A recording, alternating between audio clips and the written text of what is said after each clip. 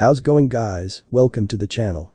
In this video we are gonna see, what if Naruto was the son of Celestia and had Juubi?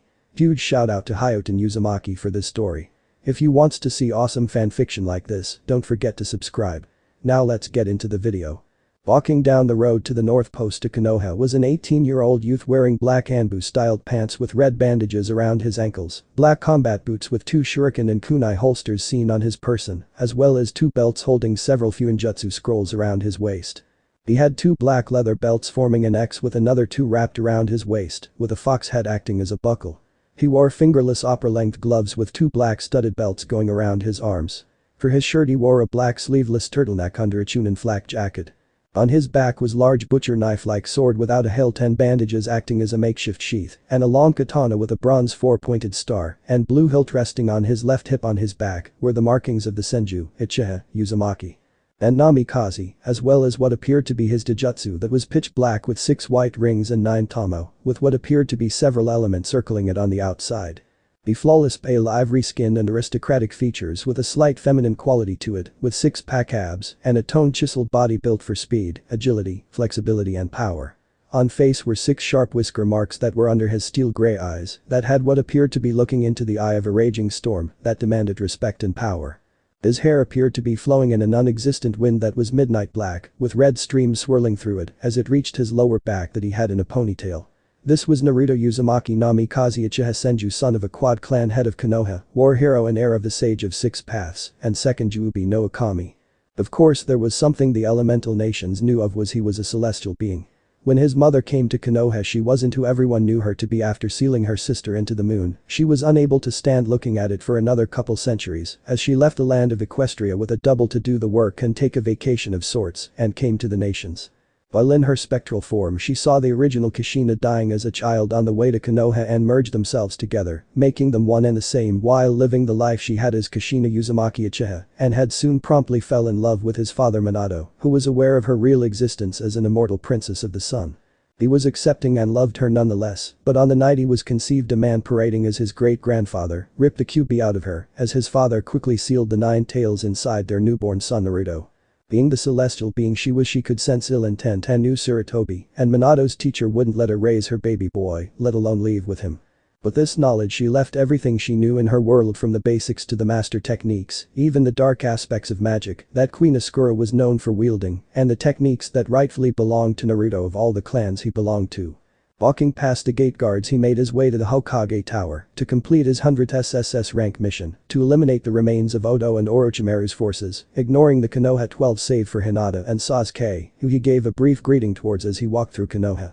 At a young age, after sneaking into the Hokage's office, he found out that the man he once so affectionately called Juubi had planned everything for his student Twilight Tsunade, one of his loving fiancés, that he died while molding Naruto into someone who forgave everyone and would strive for everyone's acceptance while blocking off whatever bloodlines he had when he was driven into a rage.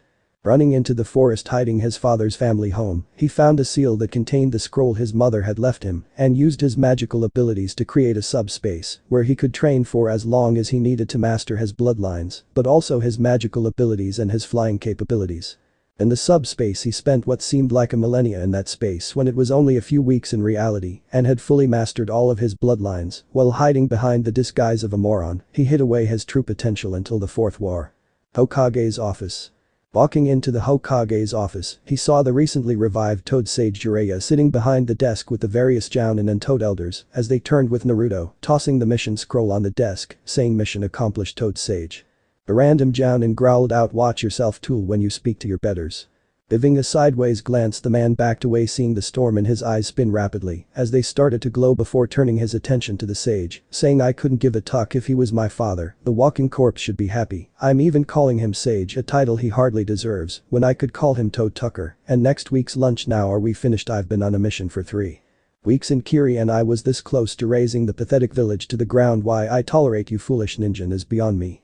And as for you and the rest of these slow decaying carcasses being my betters, I've cleaned dirt from my sandals that were better than you all," he said with a snort. Everyone frowned when Kakashi said, "Hey Naruto, why don't you come down to training ground 7 and train with me, Sakura and Sasuke, like old times?" Huffing he said, "Why would I train with a favoritism bastard and a bubblegum pink-haired four? I'll ask again, are we done? I don't have the patience to be around you people more than it is necessary, so. Can I go? The one-eyed Jounin glared at him and said, you haven't been at any team training sessions as of late, so it is mandatory to be there, Chunin. Snorting, Naruto focused his killer intent, making him drop to his knees. I may be a Chunin human, but I am far more powerful than even the first Juubi and Otsutsuki combined.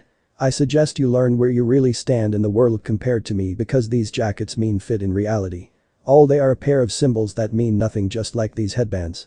Turning to the sage, he said, I'll be taking my leave now, Toad, don't bother me for at least a week. Walking towards the door, he heard the Toad elders say, wait, Naruto boy, don't you want to continue your senjutsu training? Or maybe learn your father's final jutsu? Casting them a cold glance, making the room freeze over, he said, I've already mastered senjutsu to the point I don't need your assistance, and as for Minato's Hiraishin, well. Leaving his sentence half finished, he vanished in a flash of black, getting more frowns as Kakashi said, when is he going to get over himself and turn back to the old Naruto? Anko, who was sitting in the corner, snorted, getting everyone's attention, saying, please hot Aki, why would he change back? He saves our collective asses several times. During the Otosuna invasion, where he beat the One-Tails and kept Konoha from becoming an oversized litter box. He got us several treaties with different countries. And lastly, he wins the war we were losing badly, might I mention. Pushing off the wall, she continued, and how does everyone repay him? The people he considered friends turned on him, especially when he returned Konoha's poster child with a few bruises, and everyone nearly votes to have him executed or exiled if it weren't for the threat the Kazekage sensei made years ago. He doesn't receive an ounce of gratitude from anyone while being treated as a tool instead of a person after all he's done for us. Even his supposed godfather and surrogate brothers turn on him as suddenly everyone gained an I'm more superior to you attitude. He's become what everyone's labeled him since he was born, a cold-blooded killer whose only job is to kill and kill, nothing more nothing less. Granted, he's a slightly more manageable being than the Kazekage was when he was a genin, but he's what everyone wanted. She said while the door closed behind her, to be honest, there's nothing here or anywhere in the elemental nations that's worth changing back to the boy who could smile at the darkest of moments anymore, not anything in a village full of people who would sooner shackle him down with a collar and spit on someone who gave us hope time and again when our fires burns their dimmest. When she walked out, they swore they could hear her final words, you wanted to break him, now you all have to deal with the results. The people in the room could only frown, knowing she was right, all their planning and manipulation, even with the knowledge of him being the son of Yondaime and suffered through the abuse, only to be treated as a monster. Now they have what they wanted, a cold demon doing his job. They couldn't get it both ways, having the smiling Naruto and the perfect weapon one had to give, and that resulted in losing the person who gave them hope, and now they have someone who wouldn't care if you lived or died, as you were either a partner or a liability to him, and that's all you would amount to in his eyes. Kakashi, who got up, said, why can't they understand it's for the benefit of the elemental nations? The scarred bald man said, walking out the door, what more can he do? He did what his father wanted, and that was to end the bloodshed and pain of the elemental nations. If he wanted to leave, there's nothing keeping him chained down, and if he chooses to leave, I won't stand in his way. After you all broke the kid, the only ones you can blame are yourselves, the clans who were friends with his parents, and Hiruzen for being fools trying to turn him into a loyal tool instead of doing what the Yondaime asked and Lady Mito asked. Kurenai, who looked at a random Jounin, asked, what did Senju-sama ask? Shikamaru said, with his two teammates Ino and Choji sitting next to him on the couch. First, it's Uzumaki-sama, like Naruto and Tsunade, at least remember his clan's history, since their clan was the one who helped make Konoha what it was. Naruto told me about her once when we were kids. She said that the only way for a Jinchuriki to overcome hate is to have that hate be replaced with love. I say she was on the right train of thought, seeing as this is the second time we've seen a broken soul. Looking at Shikamaru, Choji asked, what do you mean? Don't you remember Gaara and what he was like as a genin? He was hated and had assassination attempts on his life since he was born, and look at how that turned out for him. If it wasn't for Naruto, who none of us even acknowledge for saving us, as you all assumed the dead last couldn't possibly defeat a Biju, and thought it was Sasuke who did it, even though Inoichi proved it was Naruto with his plan's techniques. And everyone still went with the thought it was Sasuke. Even the person who trained him during the Chunin exams gave Sasuke the credit. Some sensei, by the way, only taught him one technique that he wasn't allowed to use, mind you, so what purpose was it to train him? No wonder you were the dead last during your time. You're useless then, and you're useless now, he said, getting a growl from the Toads and the Kage. And now Naruto, who we pretended to befriend and care for, put his life on the line because he believed he would finally be seen as Naruto Uzumaki the boy, he said, taking a drag off his cigarette before exhaling. Not Naruto the Jinchuriki or the fox brat or QB spawn everyone called him. Then when he finally does something that would change everyone's opinions, you all turn on him, and he realized he has no reason to gain people's acceptance, since to us we worth nothing to him, nor the bonds we've allegedly made with him, so yeah, Genma was right, the Sunday Ami. My and everyone's clans and families deserves to be tortured in the Shinigami's stomach, as do all of you, myself included. With his piece, said he left the office with a shunshin as the others followed. In the castle chambers. Sai, a tall alabaster white-skinned beauty, sighed sitting in a throne with several others. She was wearing a long white dress that left a huge slit on her right side, letting her legs show, while the left side had what appeared to be a sun motif on it. The most noticeable thing about the women were that they either had horns and wings and tails or just horns, while this woman had multicolored hair in various hues of blue, pink and green. The woman next to her with her hair flowing freely that resembled the midnight sky, wearing a midnight blue version of the depressed woman, except the sun being represented as a crescent moon on top of what appeared to be a large ink splotch, as her eyes were light blue in color. She asked, "Sister, are you okay? It seems like every day on this month you get really depressed, and that is starting to worry me. Do I need to get the palace doctors?" Shaking her head slightly, she said, "No, Luna, I'm alright. It's just remember the promise I made all of you to ensure the alliance between our kingdoms." They all nodded, while a woman wearing a beige pants with matching sleeveless vest with tan lines over a red velvet dress shirt with banana yellow gloves, her eyes were red on top of yellow sclera as a fang jutted from her upper lip while sweeping some of her gray hair out of her face. This was Eris, leader of the Draconiquus and master of chaos. She said, "Of course, my friend, but you never had a child, otherwise then everyone of political influence in Equestria would have known about him. Why decide to bring this up now?" Looking down, she said, "Because I do have a son. My little shadow fire, of course. In the world I had him and I also called him Naruto." The woman, whose skin resembled an evergreen color, wearing a deep green kimono top with a leaf green obi tightly wrapped around her waist and a cloth of the same deep green between her legs to preserve her modesty, while under all that she wore a leaf green leotard. Her eyes were bright green with slits for pupils as a blue-green strand of hair hung in her face and a jagged horn on her head. This was Queen Chrysalis, leader of the changelings, who said, "Pardon me if I've heard you wrong, Celestia, but did you say another world?" She nodded. "Yes, it was another couple centuries after I sealed Luna away into the moon that I was unable to bear looking at her prison. I created a spell that would let me traverse worlds, as I created a double to handle my royal duties while I went on vacation. You could say it would have been some years in that world, but it was centuries here when Twilight, my student, had just been born." Vacation? The last woman sitting on a throne asked. She was coal black with her hair being slightly darker. Her eyes were red on top of green sclera with what appeared to be a purple smoke coming off them. She wore what you would see on a knight, steel gray armor plating that melded to her chest and pants with armored leg guards, with her horn being black with a red tip. "Yes, although I really couldn't consider it as such. The world I went in wasn't that advanced technologically like our own. And there the ponies or people there couldn't use magic or fly," she started. "Wait, if they weren't ponies and they couldn't use magic or fly, what could they do?" the gray-haired woman asked, getting a snort from the armor-wearing ruler. "If you gave her the chance to explain, Eris, you'd find out." "Thank you," she said, getting a raspberry in return. "Thank you, Ascura. As I was saying, they didn't use magic like us. In fact, to them it was a myth, as they used what was known as chakra, an energy that existed in all living things, even the plants and animals. Chakra is the combination of the physical strength and the spirit of the user. In translation, their knowledge," she explained, getting raised eyebrows. "The combination of the physical and spiritual. It doesn't sound any different than magic, in all honesty," Luna said, getting a nod. "You're correct, dear sister. In fact, they are the same, only our magic is more potent and concentrated. You see, when I arrived in that world, I was in a corporeal form when I happened upon a young woman who was close to dying. Sensing me, she begged me to help her, so I did what I could and melded ourselves together. It justified both our desires. I would get away from my duties for a while, and she would continue to live," she said, sitting back in her throne. "When I arrived to the village she was being sent to, I was assigned to become the container of a powerful demon that could alter landscapes with a swipe of one of its 9 massive tails.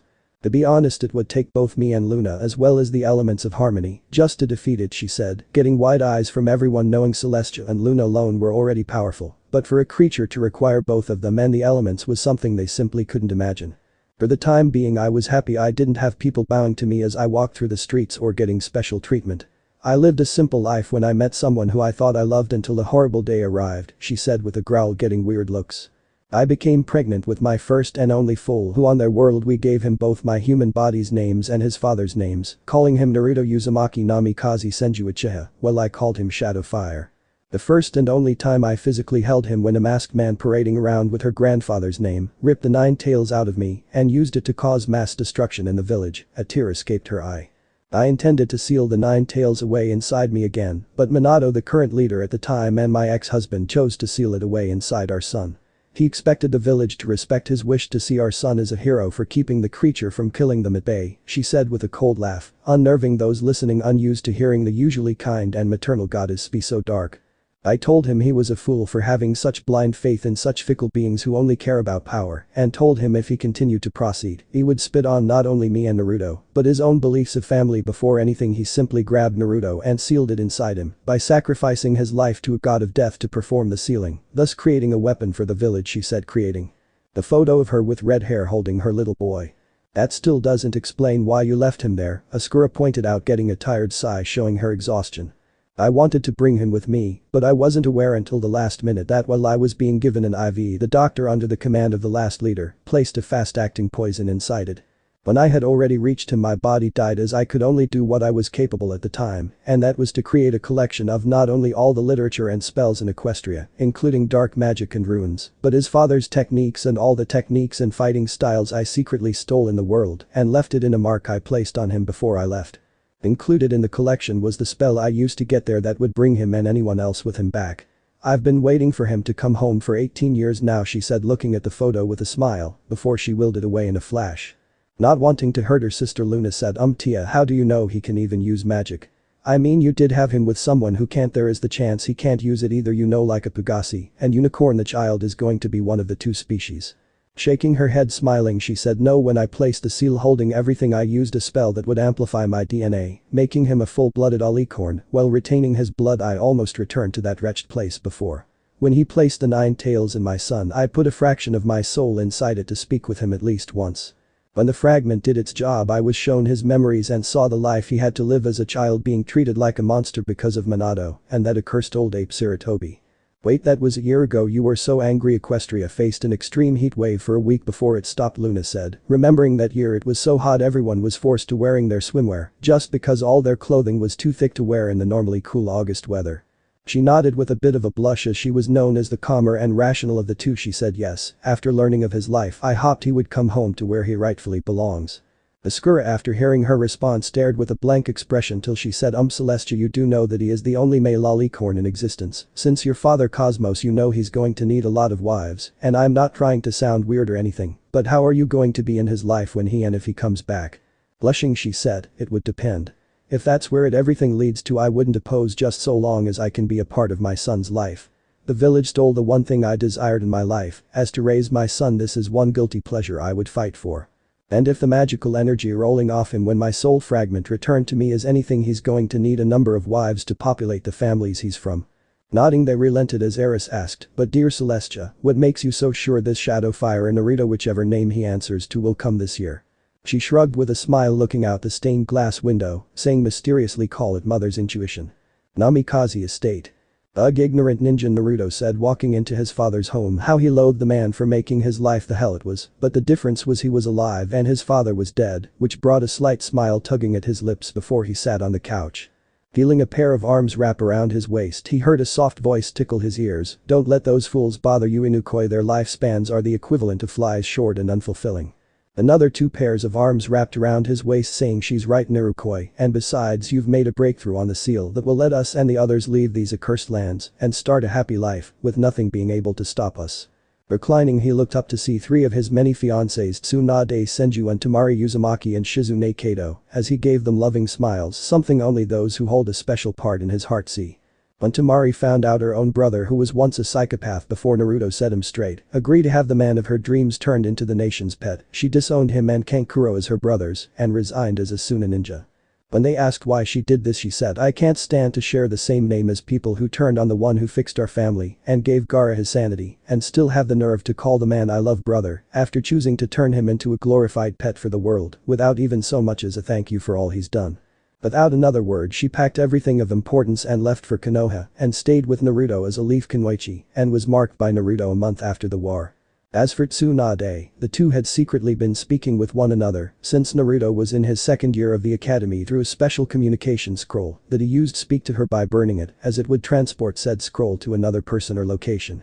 Over the years the two grew closer as he grew older until the two met agreeing to pretend they didn't get along with Uraya around, but when he wasn't and with Shizune sleeping in another room at the hotel, the young Biju used his and Kurama's yokai, making her younger, as he marked her as his and his alone, while Shizune joined a little later, after finding out a date she went on had gone south because the guy just wanted to brag about dating the student of the legendary Slug Princess. When he had found out, he hunted the guy down and beat that guy's ass till he was hospitalized permanently, and the best part of it all was that he did it in a disguise so he wouldn't get in trouble. Shizune was so touched by the fact he went out of his way to protect her heart, and even more touched that Naruto offered to take her on a date to at least get over the pain she experienced. To be honest, she thought he was just going to take her to that ramen stand he always talked about, but instead she was surprised when he acted like a total gentleman while knowing he only went to Ichiraku's. Instead he made an impressive dinner and took her to the top of the Hokage monument during the night as they watched the lights in Konoha paint an image that she would never forget, and admitted she wouldn't mind dating again, and eventually became his mate during their 8th date. Agreeing, he told them and his other fiancés the truth about his heritage that threw them all for a loop. Not only was he the heir of several clans, but he was an immortal being with an energy more potent and concentrated than chakra. When he showed them his true training ground where he practiced everything else, they were amazed by his real appearance and admittedly turned on by the energy he gave off and were excited to learn. When he marked them, they became what they were most aligned to. Both Tsunade and Shizune became unicorns, and Tamari became a Pegasus, as his other mates became either earth ponies as they were called or one of the other species. Training them master their abilities to the best of their abilities and learned they were still capable of using their chakra when they agreed. When he figured out how to leave the nations, as he understood that when you leave your chakra would be converted into mana and only those turned into unicorns are capable of using their energy. Although if they didn't either get marked or have a special seal, your chakra would never return when you go between worlds, so unlike Naruto and his girls, who could use both in either world, outsiders were in for some tough times due to their chakra changing. Hearing the door open, they all turned to see Anko, Hinata, and what appeared to be a more feminine version of Sasuke. When she released her game jutsu, she revealed herself to be slightly shorter than him by a head as he stood at a solid 6'4", making her come just below his chin. She wore her Anbu-styled pants with open-toed sandals and her wide-open kimono top with bandages wrapped around her chest, along with her chikudo on her hip. Her skin was flawless as her midnight blue hair reached her lower back, with her bangs framing her heart-shaped face, with her narrow eyes showing love to the man sitting on the couch. The truth of the matter was there was never a Sasuke, as when the Uchiha clan massacre happened, Naruto was the first person to ever associate with her without acting out of pity or at the possibility of getting something out of it in return. They became close friends, although to everyone else they were rivals who hated each other. Although Naruto never knew Sasuke was actually Satsuki during the wave mission when he walked in on her changing her chest bindings. Taking him to the forest, she practically begged him not to tell anyone until he revealed his secret, making things. Even as they both admitted they secretly loved each other, they tried to spend as much time as possible together when they weren't around and strengthened their relationship when Naruto brought her back and removed that mark placed on her by Orochimaru, although the council nearly had him exiled because he brought her back with a few bruises. Thankfully for him, Tsunade, Satsuki, and Hinata stood up for him, saying, "How can you punish a ninja for performing his duty? And if he is to be held accountable, then so would Neji, Choji, Shikamaru, Kiba and Lee, as they would need a similar punishment since they too held a part in the mission." The Shinobi Council agreed with their point, as their mission was to retrieve Satsuki by any means, so he had to fight, as did the others. If he was going to be exiled, so should the others by that train of thought. That stopped the civilian and shinobi councils, but the Jounin and shinobi, even the Konoha genin besides Hinata, who finally got the nerve to admit her feelings for him as he and the girls accepted her into their happy family without anyone's knowledge, were angry for bringing her back with a few injuries, while ignoring Tsunade's words of him being run through with 2 chidoris, which she apologized for repeatedly until he silenced her with a firm kiss when they were alone, as he brought her out of her self-induced tirade for harming him. Sitting on his lap on the couch, Satsuki said, "So when are we leaving this place? I don't think I can stand dealing with Hot Aki and his brown-nosing her Sakura and her annoying fangirl attitude, or the fact that she keeps trying to lay her hands on you." Kissing her cheek, he said, "We'll leave during this week since I gave the old toad a warning not to bother me during my week off. All of you have everything of importance on hand, right?" They nodded, showing the seals on their arms, getting a smile from him as he went still before growling in annoyance. It seems some just don't take no for an answer. Frowning at the loss of their Naru time, Hinata asked who had changed her clothing to a pair of shorts with her jacket wide open and a fishnet top. "Naru-kun, who is it at the gate?"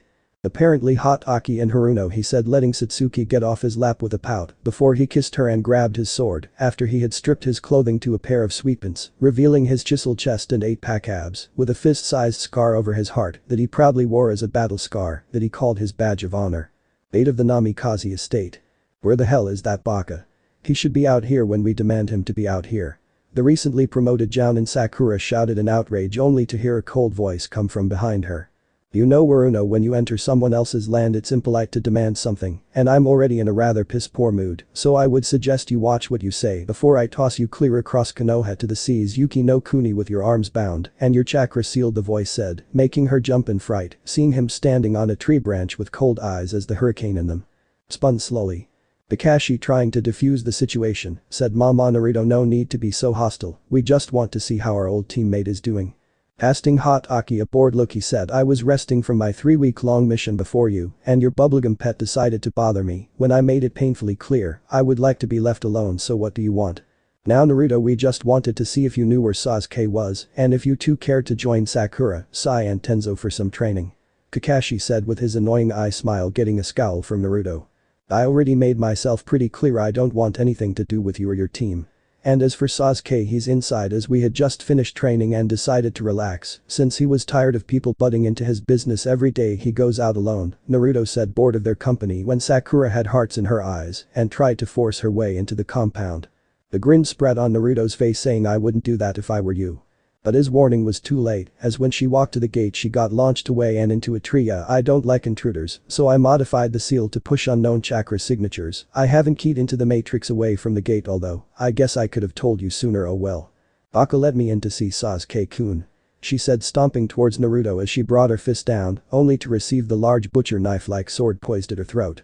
You're already on thin ice as you attempted to enter someone else's home without their consent, and also assault on a fellow ninja would have been added to your list, but I wouldn't have taken it to the council. But mount your head on my wall. I suggest you remember Haruno, the Uzumaki that was kind towards everyone is dead. Now you and Hot Aki have overstayed your rather short and unwanted welcome, he said, walking through the gate, saying. I suggest you leave before I have my summons deal with you, he said as the gates and door closed behind him. Let's go, Sakura, I can see we aren't welcome here, Kakashi said, picking up his student as they left. A thought came to Kakashi, why would he have Jiraiya-sama's toads attack us? She was going to argue until Kakashi shot her a glare, making her relent as they walked away, as Kakashi thought, I'm going to have to speak with Hokage-sama about this. Back inside. What did they want, Naruto-kun? Satsuki asked, looking at him as the others were just as curious, getting a groan. They wanted to train with me and Sasuke. And Sakura tried to force her way into the estate, that is until my adjusted seal repels anyone not keyed into the gate, he said, sitting on the couch before Satsuki claimed his lips with a kiss as she straddled his hips.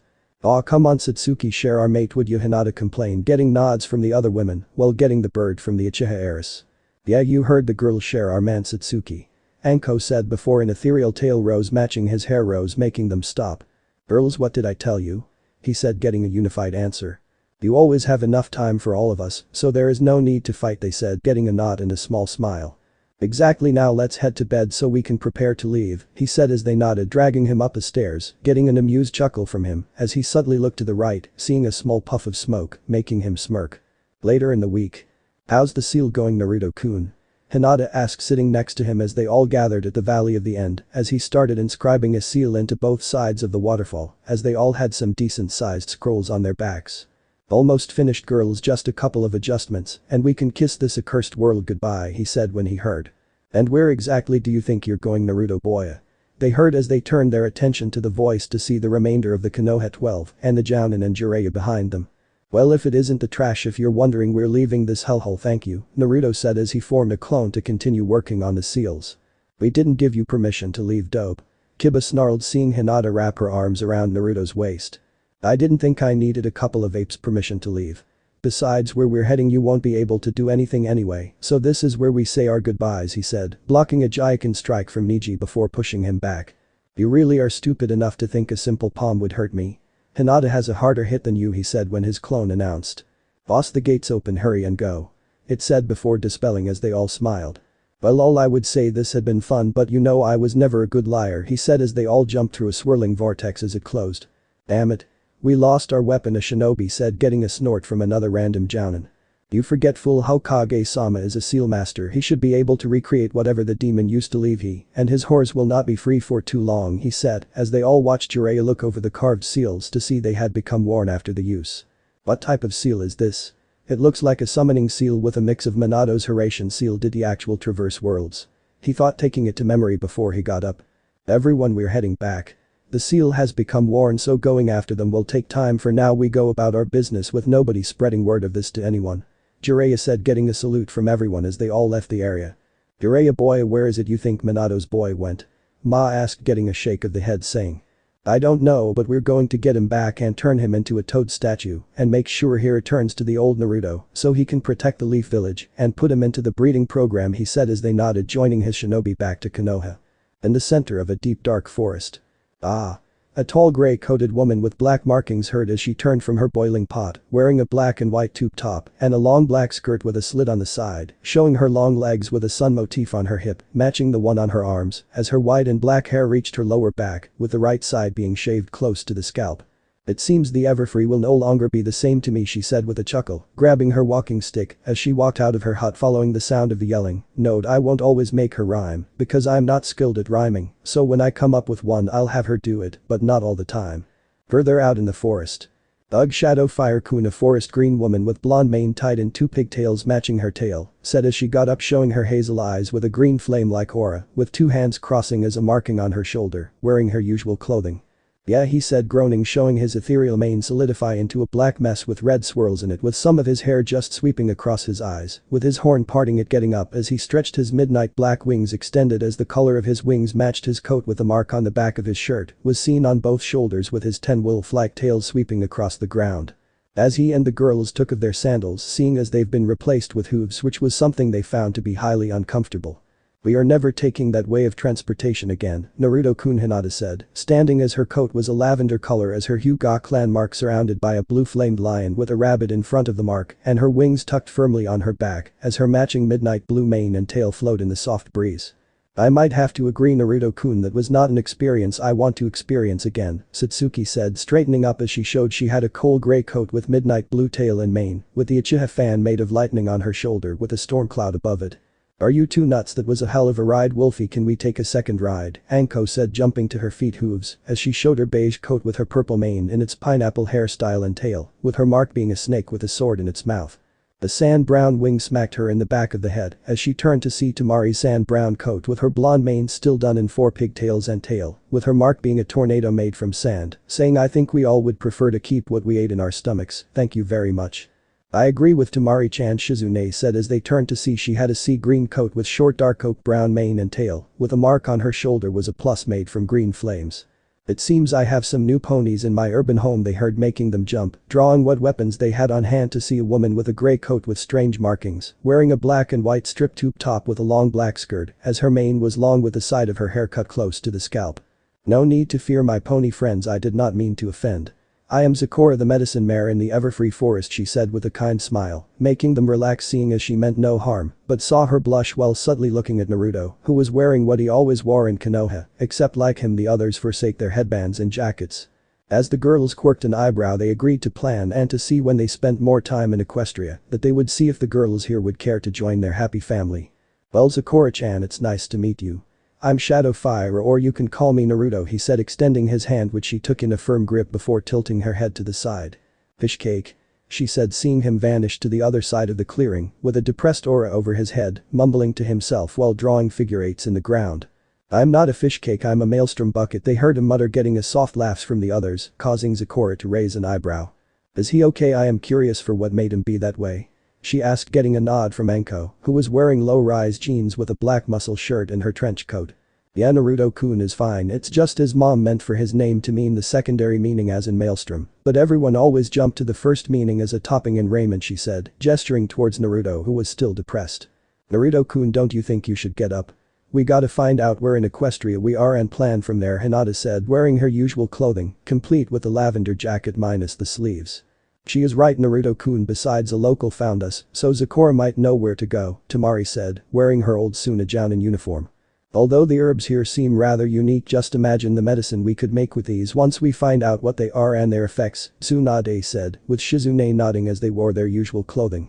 If you wish to know where you are, I'd be more than happy to help you go far, Sakura said as she walked deeper into the forest, quickly being followed by Naruto and the others as they made their way into her home. Sakura's hut. I gotta say, Sakura-chan, this is a nice place you got here. I love the natural feel to it, Naruto said, looking around as they sat at a table while Sakura boiled some water in a pot. Why, thank you. When I first arrived here I built this hut with my own two hands. I'm proud of what it has become, she said with a warm smile which they returned and Naruto could appreciate, as when he was little before he found his father's home, he made his own little home in the forest outside Konoha, so of course she would have pride in her home. Handing them all a drink, saying it is a special herbal blend from my old land. I must ask, Naruto, why do I feel something coming from you other than your mana? In fact, it's coming from all of you, but yours is stronger. And why did you fall from a vortex in the sky? Taking a sip, he said, well, Sakura-chan, in my own order I was born in another world, although I was born an alicorn, and after some events that happened in that world, me and my mates decided we've done enough for them and left. Mates? She inquired, looking at them as they pulled the collars of their shirts down, showing a wolf's head on their collars. Where we're from, he's the heir of several clans, people with special abilities that are only known by them, so he needs several wives to ensure those abilities continue, even though he is now an immortal and us by him marking us, Tsunade explained, getting an understanding yet semi-hopeful expression which the girls caught. Letting him continue, he said, as for why you feel something different about me, ignoring my mana, as an alicorn in the world we were in there was a war waging, and to make a long story short, I sealed an ancient demon inside myself like my ancestor through my father's blood did before me. What I didn't expect was for my own energy absorbed it, making me take its place. So you have that world's energy, Yaokai and mana, but that doesn't explain why the air seems so tranquil around you? She asked, getting a nod. During my time there I trained in using the natural energy in the world, an art called senjutsu, making me stronger and more resilient to attacks, while also making me faster. It's difficult but worthwhile, he explained, getting an intrigued nod. I would take it you're looking for some pony? Sakura asked, getting a nod from them all. Yes, I was wondering if you knew where Canterlot is and if we're anywhere nearby, or if not how long it would take to get there. He asked, seeing her tilt her head to the side before snapping her fingers as she got up and went into another room. She seems real nice, Naruto-kun? Hinata asked, getting a nod from the immortal. Yeah, she seems real nice. I just hope the rest of the locals here are just as hospitable as her, he said, as the others agreed when she returned with a large parchment. I'm afraid to say Canterlot is a day away by train, but the closest town is Ponyville, where everything has a welcoming feel, she said, pointing to the map as the capital of Canterlot, while the Everfree Forest was just a quick walk away from Ponyville. I see, that is a shame, especially when we don't have any bits for transportation. Oh well, we'll cross that bridge when we get there, thanks anyway, Sakura, Naruto said, getting a smile in return which he found quite attractive on her. It's no trouble at all, but who is it you are searching for? Maybe I have heard of her before. She rhymed. You see, some years ago in my world as time flowed differently, which would be a few millennia here, she came and met my dad and had me due to some events I rather not speak of till a later time. Me and the girls left. She wrote me a note that I found along with some spells to learn, one of which was the spell to get here. He started, getting a nod, allowing him to continue. I was hoping that we landed near Canterlot because she lives there, or at least she still does, because time flows differently. For all I know she could be gone, he said, getting a hand on his shoulder, making him see it was Sakura offering him a smile. No need to fret, as I feel your love survives even in death. Now who is this mare of which you speak so fondly, so I may help you reach your family? She asked, seeing him raise his head. I'm looking for Celestia, or as she went in my world, Kushina. Do you know if she's still around or not? He asked, getting a smile from the mare before running back into the room and back with a picture of several girls, including a woman with Naruto's flowing hair, except it was an array of blue, green, pink and yellow, wearing her dress. The mare you seek is very well, but her emotional health is a different tale, she said, pointing to the older multicolor-haired woman. Your mom is the princess of the Equestria, Naruto-kun, Tamari said with wide eyes, getting a nod from them.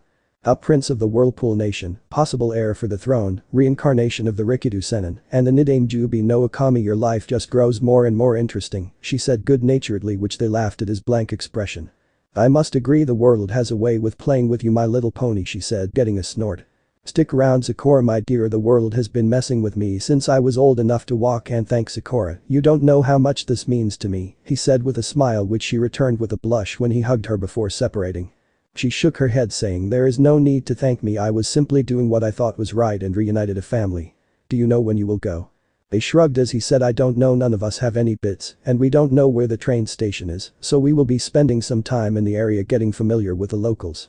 Nodding, she said, then we will be seeing each other more often than I originally thought as I go into Ponyville to buy groceries and supplies for my potions and brews. They smiled as Tsunade said, then whenever you're in the area you should come by and visit, it would be great to know some pony around here. Smiling she said, I would like that. The only ponies to visit is the sweetest little filly named Applebloom and her friends in the CMC. The question mark appeared over all their heads as they said in stereo CMC.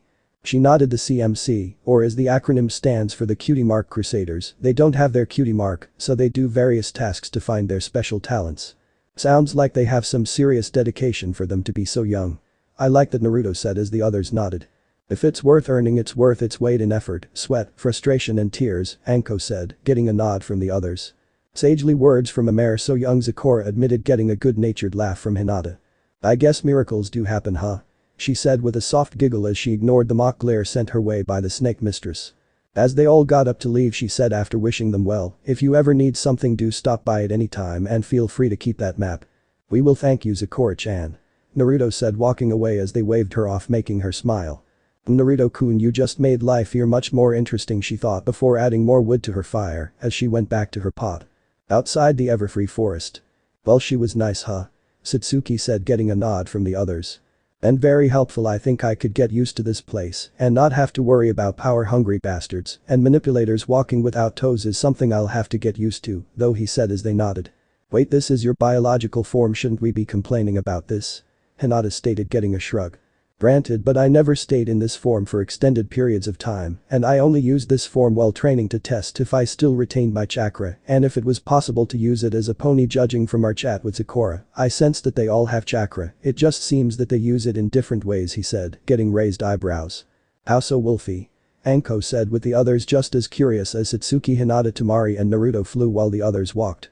Well, unicorns and alicorns are the only species of using this mana externally, such as things like levitating objects and such. Pegasus uses it in their wings to fly.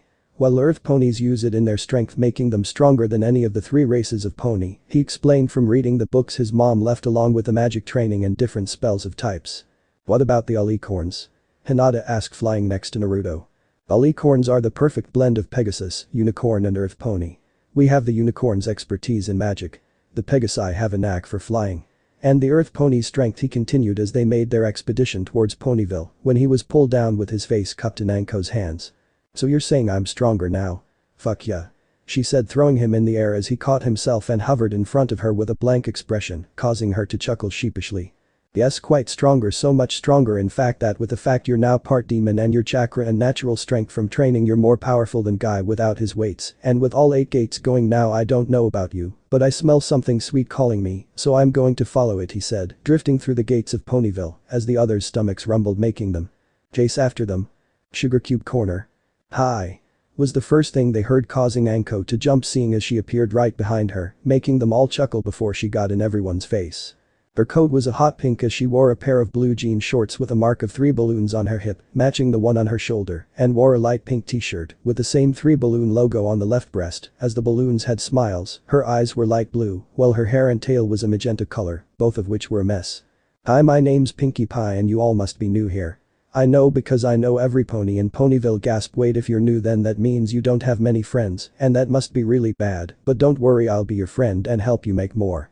I know I'll throw you all a welcome to Ponyville party anyways, what can I get you? She said in one breath, making them go wide-eyed. Well, Pinkie Pie, it's nice to meet you, I'm Shadowfire, but you can call me Naruto, he said with a smile which she returned, shaking his hand as she blushed.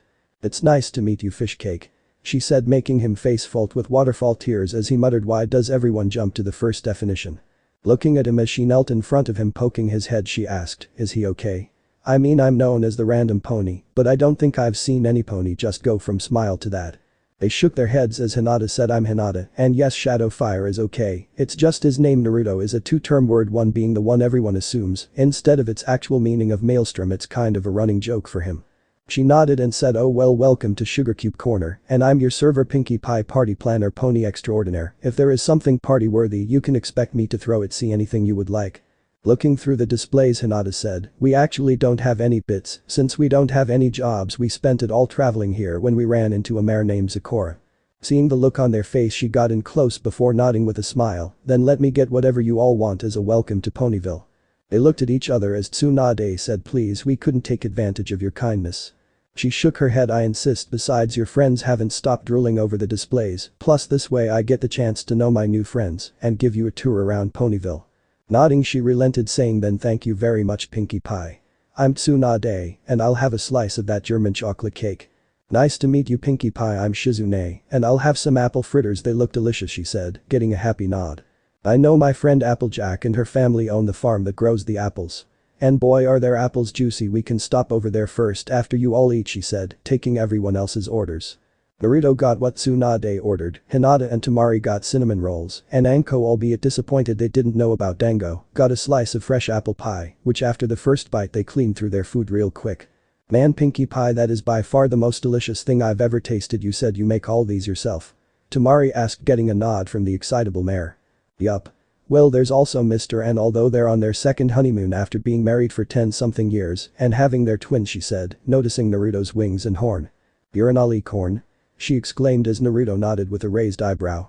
Yeah you act like alicorns are some dying breed he said with a shrug as she nodded. That's about right actually. Excluding you there are only 4 alicorns with my friend Twilight, Princess Celestia, Princess Luna and Princess Mia Morcandenza, but she prefers Cadence she's Twilight's sister-in-law, but she's the ruler of the Crystal Empire with Twilight's brother Shining Armor as her head guard and husband she explained, getting a nod. So care to lead on with the tour Pinkie? I'm interested in seeing what this place is like it's got a real homey feel to it, Naruto said getting a nod as she grabbed his wrist and dragged him out the shop in a blur. And here I thought finding girls who would join our little family would take a while Tsunade said running after them. It could be his charm or his kind personality. Hinata offered as they meet up with Pinkie and Naruto as they nodded. Yeah but how many more girls are going to be interested in him? I mean there's got to be some limit. Anko said getting a shrug. All the women here could be into him, but you know with his stamina, he could go with every girl and keep going, Temari said growing wet as they remembered the time they were marked. Ponyville Sweet Apple Acres. Welcome to Sweet Apple Acres the apple farm that's been in Ponyville since the founding Pinkie Pie said with a smile as they walked up to see a large apple farm with apple trees that went on for miles. The HWACK they heard as they heard the sound come from a girl slightly shorter than Naruto with an orange coat with freckles wearing denim shorts and chaps with a red plaid shirt with a tight as it came under her chest with her blonde mane done in a ponytail just like her tail on her shoulder and on the back pockets of her shorts were 3 apples as her cutie mark completing her image was a Stetson on her head. Running towards her Pinkie said hey AJ you won't believe what's going on. Turning she saw her excitable friend saying with her southern accent well howdy Pinkie Pie, I didn't expect you in these here parts and what's this that you say can't believe what's going on. Pointing to the large group she said, we've got some new ponies in Ponyville so I decided to give them the grand tour. That's Naruto, Hinata, Tsunade, Shizune, Anko, Temari and Satsuki. They all waved at her which she returned with a smile while her sight lingered on Naruto for a few moments longer as Pinkie Pie snapped her out of her daze and everyone this is the most honest and trustworthy pony you'll ever know Applejack but I and our friends call her AJ. Howdy all welcome to Ponyville, I hope you all enjoy yourselves here she said tilting her head while subtly checking Naruto out which the girls noticed and grinned. Pinkie tells me that your family has been selling apples here since the founding of Ponyville. Tsunade asked getting a nod patting the trunk of a tree. Yup we apples have lived on this orchard since the beginning, back when Granny Smith was a little filly and her mother before her and her mother before her. In fact our family is spread all over Equestria selling our apples and various ciders she said with a proud smile. Whistling Anko said wow, but there has to be over 1,000 trees how many people work here to get all them down. Shrugging she said well it depends sometimes we got family coming over when they visit and help us out other times Pinkie Pie and the others lend a hoof, but it's mostly me, my brother Big Mac and our little sister Applebloom. I was wondering if you'd come with us while I show them around and introduce them to the others, Pinkie Pie asked watching the farm girl think it over before nodding. Yeah sure done my share of the work and Applebloom is with her friend so I reckon could join you but might believe going to Rarity last would be best, she suggested getting raised eyebrows from the others. Why go to this Rarity last? Shizune asked as the 2 friends looked at each other before Pinkie Pie said. Well you see Rarity is a bit of a fashionista and one for dramatics and when she sees Naruto's tail and mane in such poor care she'll flip she said, making him look at his tail and mane, seeing that he had split ends and knots. And all of your clothing looks like you'll come from a war so do expect her to nitpick at it because she won't let you leave until she makes you all some new clothes, Applejack said pulling on the sleeve of Hinata's jacket, seeing the rips and tears in everyone's clothing. Naruto looking at his clothes nodded so ladies where to next on this wonderful tour? We can head down to Fluttershy's cottage, it's not that far from here, then we can go to Twilight's Rainbow Dash is usually flying around, so she'll pop up sooner or later, Pinkie Pie said, as they all agreed after Applejack told her granny she was heading out. Fluttershy's cottage. Nice place she's got here, far from the town, and quiet too, Naruto said as the others agreed, seeing all the animals skitter around the small cottage. Yeah, Fluttershy's well shy, she doesn't really do loud or excitability too well, she has her moments, but she prefers to be soft-spoken over noticeable, so do keep patience with her, okay? Pinkie Pie said as they raised an eyebrow. Just how shy could she possibly be? They all thought when Pinkie Pie started knocking on the door as it creaked open. Hello? They heard a soft voice come through the crack as a green-blue eye peered through the doorway. Hey Fluttershy, we've got some new friends here in Ponyville, so we decided to show them around and have them make some friends, Pinkie said, standing up close to the door as she looked at the group with an eep when she made eye contact with Naruto. Wow, she's just like Hinata was when she was little. I was little, the others thought as the door opened, completely showing a girl with a butter yellow coat and wings, wearing a pair of shorts and a baggy green sweater that stayed up due to her chest, with a couple of butterflies stitched onto her sweater, with bubblegum pink mane and tail, with her hair coming over one eye.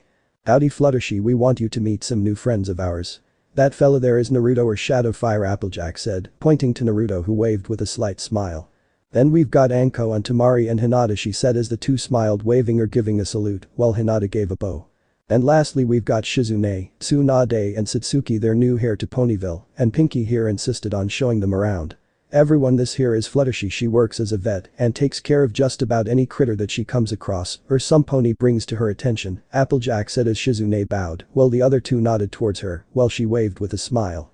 It's nice to meet you all, she said when a small bunny appeared on her shoulder, tapping her as she and everyone else looked at it, seeing it give her a stern glare while tapping its foot rapidly. Oh sorry, and this is Angel Bunny, but I just call her Angel, she said as the little rabbit waved at them before it hopped around Naruto before jumping on his head. Well, lol, rattlesnake in a mongoose pit, that ain't happened before, Applejack said as her friends nodded, getting a question mark appear over the others' heads. Is this really that rare? I mean, animals all seem to take this effect with me, but is she that cautious of others? Naruto asked, getting a snort from Applejack as Naruto scratched her under the chin. Cautious nothing, she's pretty much Pinkie Pie's Jiminy Cricket, and because of it, she lacked to defend her, while helping Fluttershy grow more self-confidence and self-esteem. Any other time a pony comes near her she'll scare them away, but you're the first she's ever accepted, really, Pinkie said as the girls all stared at the little rabbit make itself comfortable in Naruto's mane. If she's causing you any trouble I can get her off you if you want. Fluttershy said softly, getting a soft shake of the head. It's fine, she's not causing any trouble. So all the animals just love you, huh? Naruto asked, getting a nod from the timid mare.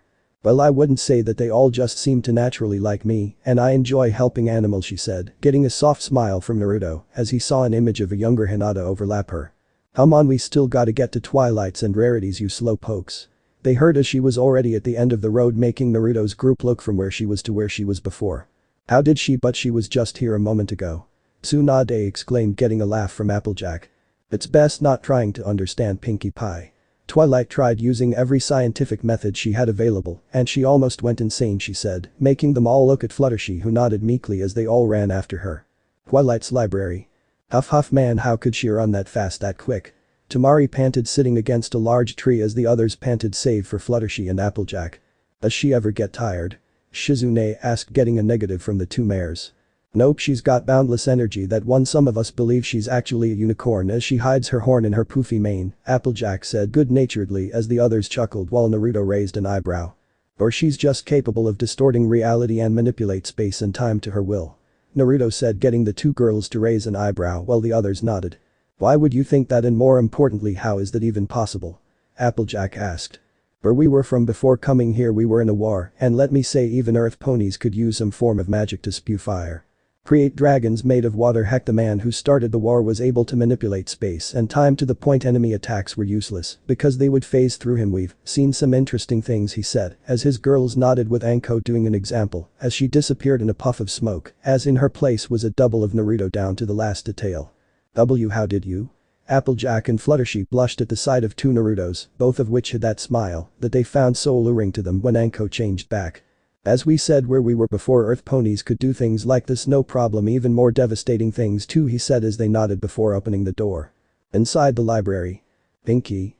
a girl said with a purple coat wearing a black skirt with bike shorts underneath, as well as a white button-up shirt and purple sleeveless sweater vest. Her tail and mane was a darker purple with a hot pink stripe in it, as her eyes were purple. The most notable thing was her horn and wings, showing she was an alicorn. On her sweater vest by the collarbone was a pink star surrounded by 5 smaller white stars.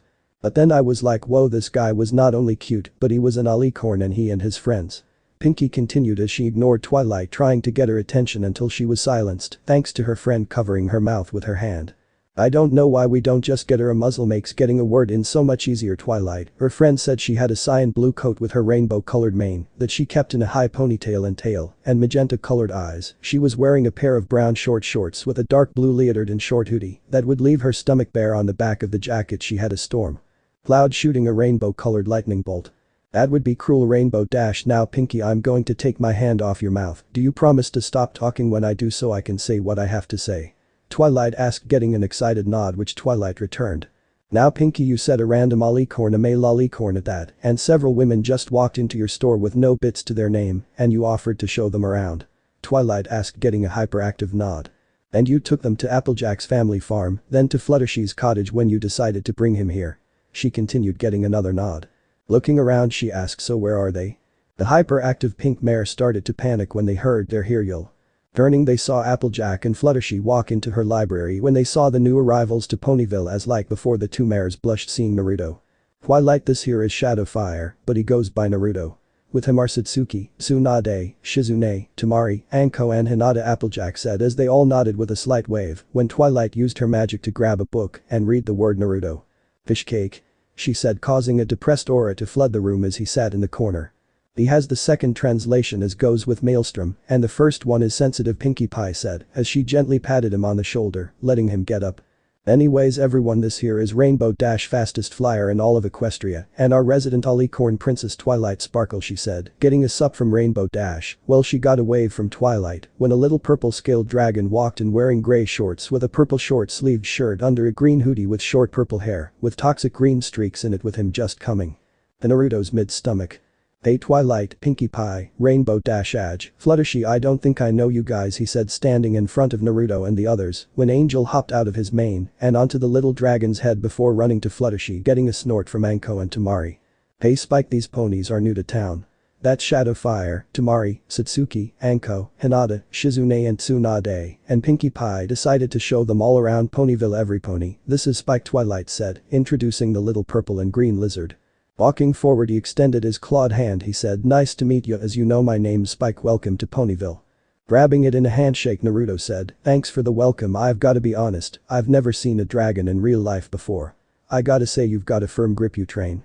Nodding slightly he said, I just started, really, you'd be surprised what craziness goes on here in Equestria and mostly Ponyville. I've always been on the sidelines, so I started training to help out, even if it was small assistance, so I can protect the ponies that matter to me. Grinning he said, a desire to protect what's important to you, admirable. Well, if you want, we've got some skills and techniques that would help you grow stronger to help them out when we get settled here. Just look for me and we can get started. He nodded as the rainbow-haired mare walked forward. It's nice to meet you. You know, when I heard Pinkie talk about there being a new alicorn in Ponyville, I thought she was simply on a sugar high since the last new alicorn was Twilight. He shrugged, saying, yeah, she told me that excluding me there are only 4 alicorns, all of which are female. We recently won a war and after feeling like we've overstayed our welcome, I used a spell to bring us here, well, more like the Everfree Forest. That's Ikora is one nice mare, to be honest, went as far as to let us into her hut even though she didn't know us. Twilight nodded, she is really nice, so shall we all head to Rarity's? They all nodded while Spike had hearts in his eyes, making the others sweat drop as Rainbow said quietly, he's got a huge crush on Rarity. He likes to think he's subtle with that, but everyone's widely aware of it, well, every pony but Rarity. At the soft mentioning of Rarity, Spike started to slowly drool, making the sweat drop on the back of everyone's heads grow bigger as Applejack picked Spike up as they all left for the fashion designer. Rarity's boutique. So this is her store where she makes clothing on her own? Naruto asked, getting a nod from the girls gesturing to their clothes. Yup, she's pretty good with her magic and not bad at multitasking. She has her magic working several machines and coordinating fabrics and measurements. She's also designed clothing for some pretty famous ponies, Sapphire Shores being one, Twilight said as they walked in, seeing a unicorn whose coat was pristine white with a deep purple mane and tail. She wore a tan skirt with a black turtleneck while a purple diamond attached to a chain was around her neck with her deep blue borderline purple eyes. Rarity, we've got some new friends here in Ponyville and decided to show them around. Rainbow Dash said, making her turn from her focus to the large group when she blushed seeing Naruto before she gasped seeing their clothing before she appeared in front of Naruto, checking all of their clothes. Asked, my dear, what happened to all of your clothes? They look like they've gone through a shredder. She exclaimed before grabbing a roll of measuring tape and instantly took measurements for Naruto before asking him what type of clothing he likes best before she did the same for the girls. Looking at their clothes one more time, Naruto said, what's wrong with our clothes? I mean, yeah, they've seen better days, but I wouldn't say they're that bad. She shook her head saying, I can't let something like this go unseen. Stick around and I'll be finished with your clothes soon. Pointing to the clothes they could see 5 complete sets, making their eyes snap open before Twilight said, it's like I said, she's pretty good at multitasking, especially for supermodels or music singers and musicians. You should have seen her during a fashion shoot a couple years ago. And finished. Rarity exclaimed, using her magic to hover over the new clothing to them all as Naruto and the others were pushed into the changing room as they all came out after a few moments.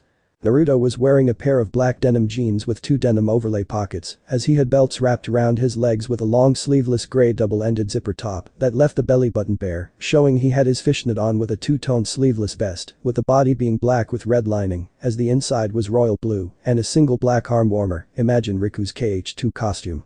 Anko wore black low-rise jeans with a blue long-sleeve top while keeping her hair in its pineapple-style cut as she ditched her jacket. Minato wore a pair of grey shorts with orange long-sleeve shirt and a remake of her lavender jacket that was turned into a short jacket that came below her chest. Temari ditched her 4-pigtail hairstyle and now let her hair down in a single ponytail with a pair of brown zipper jaune shorts with a black V-cut short-sleeved shirt. Satsuki, who ditched the shirt and wore a black muscle shirt with a white short-sleeved jacket and black jeans with a single belt that was in a single loop that let it hang on her waist. Shizune wore a skirt with bike shorts underneath and a tight white turtleneck with the neck coming over her shoulders. And Tsunade wore tight vinyl leather jeans that hugged her figure, just like the girls wearing a red blouse, as they were all given approving nods from the others. You all just look so fabulous, tell me, how do they feel? Rarity asked with a smile seeing them look themselves over. I like the feel of them, not the constricting but breathable, very comfortable too, Naruto said, stretching as the others agreed. Happily she clapped her hand saying, fantastic, well, as you know, my name is Rarity, the clothing designer of Ponyville. It's nice to meet you. Oh, and Spike, I went out to get some gems for some designs and got these for you. Levitating a large bucket full of gems, the little dragon started to drool with huge rubies in his eyes before he dived into the bucket, causing a backlash with a few hitting the girls while Naruto created a barrier with his magic. I take it he likes them? Hinata asked, getting a nod from the girls who were plucking a few stray gems off them. If they were a dragon or a mare, he'd marry them well before he eats them, that is, Rainbow Dash said with a chuckle, imagining such a thing. So Shadowfire, can I call you Shadowfire? Twilight asked, getting a shrug from Naruto. It doesn't matter, Shadowfire, Shadow or Naruto is fine. What did you want to ask? He said as they all sat on the couch when Rarity brought some tea in. I was wondering why the sudden appearance. And where exactly did you all come from? I would think the entirety of Equestria would know about a Malalicorn, she asked, getting a shrug as he drank some of his tea. First, I must say, Rarity, this is amazing. And secondly, as for your question, Twilight, the reason nobody in Equestria besides you 6 and Zecora knows about me is because I wasn't born on Equestria, he said, getting raised eyebrows from the others as Rainbow Dash stood up. Wait, if you weren't born on Equestria, then where did you come from? Who are your parents? The rainbow-haired flyer asked, getting a raised hand. First, do any of you know of the possibility of multiple worlds and universes? Naruto asked as Twilight's friends had a question mark over their heads, unlike Twilight, whose eyes light up. I know, Celestia was my teacher and told me that there are multiple worlds that are parallel to one another with different possibilities, she said, getting a nod from Naruto as he smiled. Very good, you see, my mom used a spell to come to the world I was born in, but due to some unforeseen circumstances, she couldn't bring me with her. That involves treachery and betrayal and a lot of bloodshed, Naruto said, getting raised eyebrows from the girls. Applejack said, like what? Well, before I was born, my mom contained a powerful demon that was capable of altering landscapes and creating tsunamis with a swing of one of its 9 tails. This was the Kyubi no Yoko, or the 9-tailed fox. Someone told the enemy about my birth because a female Jinchuriki is weakest at that moment, Naruto started to explain, getting a raised hand from Twilight, who had a notepad on hand. Yes, Twilight? Naruto asked. What is a Jinchuriki? And if a creature your mom held was the 9 tails, is it possible there were more? She asked, getting a nod as he grabbed some scrap paper and started to draw 10 illustrations. For the first question, the translation for Jinchuriki is the power of human sacrifice. It's when you seal demon into a child in hopes of them being able to harness that demon's power and turn it into a weapon, he said, getting gasps from the women. As for the second, yes, there was originally one known as the Juubi no Oni, the 10-tailed demon. It was split into 9 other demons when a sage defeated it and had them act as guardians until people started forgetting history and saw them as monsters. These demons were known as the 1-tailed sand raccoon, the 2-tailed hellcat, the 3-tailed turtle, the 4-tailed ape, the 5-tailed dolphin horse, the 6-tailed slug, the 7-tailed horn beetle, the 8-tailed octopus bull, and the 9-tailed fox, he said, showing them the different beings, causing Applejack to whistle. Land sakes, I sure would hate to run into one of them in a dark alley, she said, getting nods from the others. Well, there is no need to worry about them since they're gone now. Anyways, when my mom came to my world, she was in ethereal form and fused her soul with a dying child and lived her life through her. Things were okay from the small note she wrote me until that day. You see, when she got there, she was chosen to be the new bearer of the 9 tails since the last one before her was dying. She took the position, and like Mito Uzumaki, her existence as a Jinchuriki was kept hidden, he said, getting another raised hand from Twilight. Why were they kept secret? Twilight asked with a raised hand. It's a twofold reason. If a person contains a biju is kept secret, then it would protect them from the hate the people would throw at you. He started when Fluttershy said. Hate? Why would they hate someone for containing such a thing? She asked timidly, getting a sigh. People fear what they don't understand. If someone knew you contained a force of nature, they would see you as a monster and as such would shun you, or worse, try to kill you any chance they get, he said, getting wide eyes. The second reason is because the other nations had a Jinchuriki, so with having one you had a secret weapon. Why expose your ace in the hole to your opponent? He asked, getting a nod. Anyways, when the madman ripped the 9 tails out of Mom, my father could have sent it to the netherworld, but instead he decided to create another weapon for the village, while blindly thinking the village would see me as a hero. He started as Rainbow Dash asked. Why do you hate your dad? She asked, getting a snort. The man was a liar. He preached about family above all, but instead he went against that and decided to have a weapon for the village, even though my mother never used it or Mito before her. My mom might have brought me with her if it weren't for a certain old ape, he growled as they raised an eyebrow. Who? Rarity asked, not quite understanding what she was guessing was an insult. The man who I once saw as a grandfather. He poisoned the body my mother inhabited, resulting in her dying, as this was all part of his plan, he and the man who trained my father. They wanted a young child to harbor the 9 tails, so I could be molded into some loyal tool loyal to the village. To do this, he had to pretend to save me, he started as his eyes glowed slightly. Save? How would he save you? Pinkie Pie asked. He revealed my status as a Jinchuriki, and with the fact it nearly whipped out the village only fueled everyone's hate even more. He would have his special ops known as Anbu to have them save me from the mobs that would nearly kill me on a basis. My godfather lied to my cousin on Minato's side of the family. Pointing to Tsunade, he said about me dying during birth, causing me to grow up without any family, so my loyalty would be to the village and nobody else since I held the strongest of the tailed beast. I discovered this plan at the age of 3 when I ran from a mob and hid in his office. When I found the notes in my rage, I found the house Minato left me to have when I was old enough and found the things Mom left me and trained away from public eye while growing stronger as they tried to stunt my growth. At this point the girls were growing angry to the point Pinkie Pie's mane and tail deflated as she completely lost color, while Fluttershy actual straightened out her back as her eyes narrowed. 15 years later the same madman started a war as he tried to collect the 9-tailed beast to recreate the first 10 tails. The war was a long one, but we won when we killed the man responsible, and I sealed the 10 tails away inside myself. The downside was I didn't become the Jinchuriki, I became the new Juubi, he said, lifting his tails as they split into 10 before lowering it as he leaned his head back looking at the ceiling. What happened after that? I mean, you're 18 now, what happened after that? Rainbow Dash asked in suspense, getting a scowl from the others. Things didn't get any better, Tsunade said as she clenched her fist, causing the knuckles to crack. What happened? Fluttershy asked as they all dreaded the answer when the others frowned. After all was said and done, the nations didn't appreciate everything he's done for them, not in the way you would think. After saving them all from enslavement and from being killed, the 5 nations all pretty much turned him into a glorified pet who they think he's supposed to do as they pleased while they thought as they were superior to him. The man who saved them from being killed, Tamari's brother who was a Jinchuriki like him, saw Naruto as such, she said, as the girls growled with Twilight asking as the rest pieced how they got here together. Okay, I can safely say I hate the world you came from, but to traverse worlds would require a lot of mana. So who is your mother? She asked as the others were curious. I'll give you a hint, she's the oldest of 2 who is the opposite of Night, he said with a grin, trying to change the mood from its depressing feel as they all looked at Twilight, who slowly pieced it together, whose eyes widened. Your Princess Celestia's son, she exclaimed, getting a nod from the others as they all bowed before he used his tails to gently smack them on the forehead, making them look up. Now you see why I didn't mention it off the bat, because you all would have started that nonsense. I haven't done anything to deserve that treatment, alright.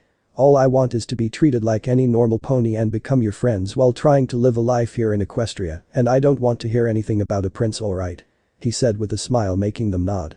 But he said as they sat up when Pinkie Pie hugged him, getting a raised eyebrow from him. "She's the emotional type. If she feels you keep your emotions pent up, she feels someone's got to express it for them, so she tends to do it herself," Twilight said as they saw her hug tighten, making him gently pat her on the back as she sniffed before letting up as she saw him smile. "Well, Shadow, I hate to say it, but the train to get to Canterlot is currently under repairs, and I would guess the spell you used to get here drained you quite a bit," Rarity asked, getting a nod. "Yeah, traversing worlds is rather taxing. I could possibly perform that spell twice a day if I could get a steady supply of energy to do it," he said as he yawned, stretching. "Do you guys have anywhere to stay for the time being?" Fluttershy asked, getting a negative from the group of world jumpers. "Nope, sadly we don't have a bit to either of our names.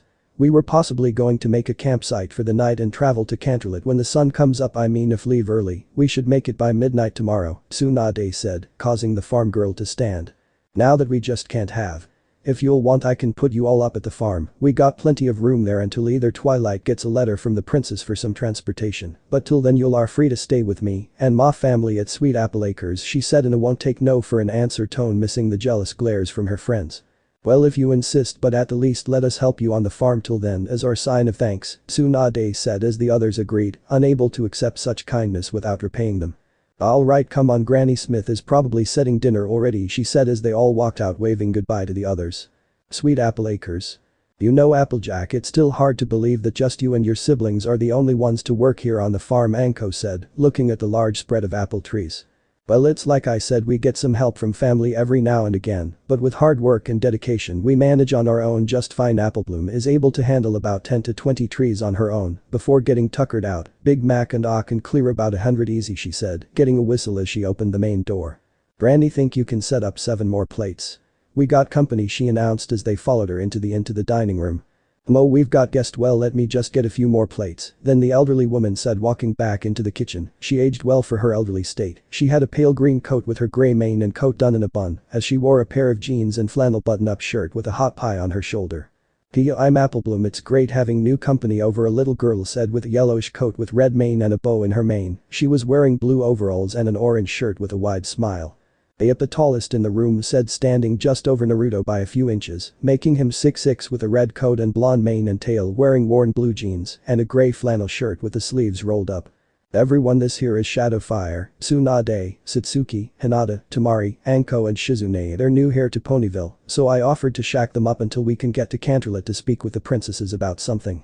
They'll be helping us out on the farm for the time being as a way of showing their gratitude," Applejack explained as Granny Smith had set several plates down for the new guest when she reached up and pinched Naruto's cheek. "Oh, you're so skinny, child, let Granny Smith put some meat on those bones," she said, sitting them all down and filling their plates completely. Taking a bite, Naruto said, "This is simply the most amazing thing I've tasted, Granny Smith." Satsuki nodded as she ate, and the others ate at a slower pace than Naruto, saying, "I gotta agree, what's your secret?" She chuckled while shaking her head, saying, "Sorry, Missy, but unless one of you intend on marrying the family, I can't reveal that. Been in the family for generations." Nodding, Naruto said with a grin, "Well, that's a shame, although." Tamari cut him off. "Applejack seems like a pretty nice mare for Naruto. We need help keeping this idiot grounded sometimes." Hearing this, Applejack blushed while trying to make herself seem as small as possible, while Granny Smith looked between the shrinking apple mare and Alicorn Prince, who was off in his own world, with an eye smile. "I agree, Applejack needs an honest colt in her life, some pony who can deal with her strong-headed nature. But I'm going to take a guess that you girls all share this little colt here," she said, looking at them intently, making their eyes widen. "How did you?" Hinata asked, getting a shrug from the old mare as she grinned. "You don't live to be my age and not notice things, my little filly. Now how is that possible?" she asked as Tsunade explained the whole relationship situation where they were from as they all continued to eat. She closed her eyes, saying, "So where you were all from, if you're the last of your family to ensure that they continue to live, they have a colt or a mare, marry multiple mates, and have children, so he's not only an alicorn, but he's the last of several families, 2 of which you, Satsuki here and Naruto share." They nodded while turning her attention to Naruto, who already had his 4th helping. "And tell me, young man, do you just marry any mare who you come across?" He shook his head, saying, "No, I only marry out of love, nothing less. I would do anything to ensure their safety, even at the risk of my own life. As to me, family holds more importance than anything, Granny Smith." Looking into his eyes she could see he was telling the truth as she relented. Standing she said, "You're a good colt Naruto, he's a keeper Applejack, you should give him a chance someday but for now it's late, so let's all get to bed, we got a lot of apples to pick tomorrow, so be up bright and early."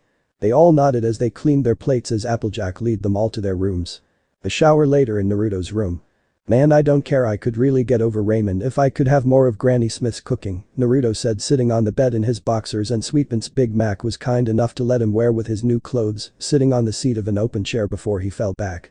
Slowly letting sleep claim him, he thought, "I finally made it, and just a little longer mom, and I'll finally get to see you again." He felt chakra being used as he saw the room flash blue, before he felt a weight on top of him as the shadow leaned forward, showing it was Tamari wearing just her sky blue panties, showing her firm cup with her mane and tail still wet from her shower. "Shadow Koi, you know I can't sleep without a workout," she said huskily as she began to grind against his member, as he felt her coat was still damp, showing she had just got out of the shower as well with her hair still dripping. Lemon happened. "Hey Aj, I didn't think you'd be up so late," Tamari said with a smile, now wearing an oversized shirt making the farm mare jump. "Hey Tamari, was getting a drink of water when I dropped my glass, so I had to clean up the mess," Applejack said as an excuse, getting a snort from the former Suna Kunoichi. "Well, if you're still going for another drink of water, care to have some company?" Naruto fell asleep shortly after a chat about what we're going to do next while we're here, she said, getting a hesitant nod as she blushed. "Kitchen." Grabbing a glass as they poured some apple juice, the two spoke while sitting on the counter, chatting about all the crazy antics they've experienced, with Applejack laughing. "Wait, you're saying that Naruto accidentally kissed Satsuki while she pretended to be a boy?" she asked with tears in her eyes, trying to catch her breath, getting a nod. Yup, well, Naruto pretended to be a moron, he had to deal with a girl with a bubblegum pink mane, who was Satsuki's #1 fan girl, while Naruto pretended to be an idiot, he used her as his cover, because she was so obnoxiously loud, not like Pinkie Pie, she said shaking her head. No, unlike Pinkie Pie she was pathetic, always expecting someone to do the work for her, or hoped her knight in shining armor would always save her, and let her skills as a kunoichi amount to that of a basic student with glorified strength, because she was trained by Tsunade until she attacked Naruto when he brought Satsuki back with a few bruises when she went rogue, she explained, getting a shocked look from her. "What about him, how was he?" she asked, getting a sigh. Doofus eyes puncture wounds to his heart because Satsuki was taught an assassination spell that was made from lightning. If it weren't for him containing the 9 tails, and him being an alicorn, and thus making him immortal, he would have died. That didn't stop all of his former friends and the other ninja in the village, she said, growling before she stopped. They waited till he was permitted to leave the hospital when the doctors who hated him deemed him stable. Their idea of stable was him breathing and conscious. When they saw him standing, they kicked him out of the hospital, and he was attacked by the ninja of the village, including the team he was on to retrieve Satsuki. When Tsunade came in, she came to see me and my former brothers there, keeping them back when she saw Sakura slam a supercharged punch capable of compressing the ground into his abdomen, she said, shuddering at the image. When Tsunade saw this, she went on a rage along with Hinata, Shizune, Anko and I, as we killed many of the ninja before me and the others were detained by Anbu, the black ops of the ninja world. We were going to be executed when my sensei and Tsunade-sama made a threat, she said, getting a raised eyebrow. "What was it?" Applejack asked as she sighed. First, Tsunade found records saying that Naruto was the one who got them so many alliances with several different continents and villages, my old village included, when he stopped my brother from destroying his village. Sensei said if they execute Naruto and us, then he would notify the other villages about the treatment of a hero for not only completing a mission, but also dissipate the contracts we had with the village. He had the backing of all the villages Naruto helped to, saying they would break their contract as well. They even had the backing of their country's daimyo that would and did cut the funding of their village by 30% after hearing about the treatment of one of their ninja for doing his job, she said, getting a snort from Aj. "Oh, I hope I see those snakes in the crabgrass, because I'm going to make them pay for doing that to such a kind colt," she exclaimed, getting a smile. "So I have to ask," she said, softly sliding closer to Applejack as she whispered. "Did you enjoy our performance?" she asked, getting a startled up as she hopped up from her seat. "H, how did you know?" she asked, getting a coy smile. "My dear, I saw you peeping on us. You know me and the girls want to add to our family. If you and your friends want, you could join us," she asked with a smile as Applejack asked. "How can he keep so many women mares happy? I mean, there are 6 of you, he would have to have some sort of trick to satisfy you like he did with you," she asked, blushing as the expression Tamari had was still fresh in her head. "Well, not only is he an alicorn, but he's also the new Juubi, a powerful demon, so he's got stamina and spades, along with his chakra, yokai and mana," she said, getting a nod when she asked another question. "What about, growing older? I mean, he's immortal and you're all gonna pass on sooner or later," she said, getting a shake of the head. When we mate he marks us as his lovers and as such we're only attracted to him. I mean we may think a guy is attractive, but not as much as Naruto who won us over with his loving and dedicated personality. Another thing that makes us fall for him is because he does something out of love for us and appreciates us, she said, yawning. We may live forever, but we have nothing to regret because like this we can always be part of our children's lives. The choice is yours, and the girl's Aj, but know that Naruto would never betray your love, Aj, Temari said, patting the farm pony on the shoulder as she went to her bedroom, as Aj did the same thing as she laid down in her bed. Thinking as sleep claimed her, should I give him a chance? I mean he's a nice pony and all, but if I do then what would I do? Sure I could continue to look over the farm, but when I have my own mares and stallions, but what then? Yawning she said, closing her eyes. I sleep on it after talking this out with some pony. While she slept she had dreams of little black coat and blonde man fillies and orange coat and red and black man colts running around the farm as a smile formed on her face. Big bro, it's time to wake up. The sleeping Alicorn heard as he felt something fall on his chest, making him groan from the pressure as he opened an eye to see a young filly with an orange coat wearing a pair of grey cargo shorts and blue sleeveless shirt under a black hooded jacket with a white Uzumaki spiral on the pocket. She had a purple mane with a red and black streak with a matching tail. Her eyes were a vibrant purple that had slightly grayed from the outside in. This was Scootaloo, a little orphan filly who is friends with Applebloom and part of the CMC. He adopted her as his sister when he learned she was living without someone to raise her, and the orphanage didn't even know she had been living on the streets, or they simply didn't care. Unable to accept this, he marched down to the orphanage with her in hand and claimed her as his sister after he signed the papers and took her to Applejack's farm where he told them all, which they accepted. While Applebloom was happy her friend finally had a family to call her own. The girls all treated her like a kid sister and performed a blood ritual on her, making their bond as family real, although he sensed a familiar energy form in her but pushed that aside and made her a half-demon with 5 tails worth of yokai that seemed to grow at a slow rate and a large chakra network. He and the girls, when they weren't helping at Applejack's farm, took to training her in their arts, while Naruto, Rainbow Dash, Temari, Hinata and Satsuki trained her and taught her to fly, which she could now move above a Chunin in speed on the ground, and in the air she was a proverbial blur. Granted she was still slow to them since they were trained ninja, but they admitted it was an impressive feat all the same. She was slower than Rainbow Dash in a simple stride, but with the use of gravity and resistance seals that Naruto put on her to train her more, she's going to become even faster and stronger. They also took to teaching her the shinobi arts, and Naruto trained her in Ryatsu when she gained her Tuzanpakuto, although she hadn't learned either's name, yet she was exceptionally close. She was curious about the ninja arts and Ryatsu and admitted she was afraid she wouldn't be any good, but she was a quick start in the shinobi arts and was slowly advancing in Kido. She mastered the Genin level curriculum and was already by far a high Chunin in skill in the arts except medical ninjutsu, where she was a low Chunin. Kinjutsu she was a low Jounin while learning from Naruto and Satsuki and made a dual Kinjutsu style.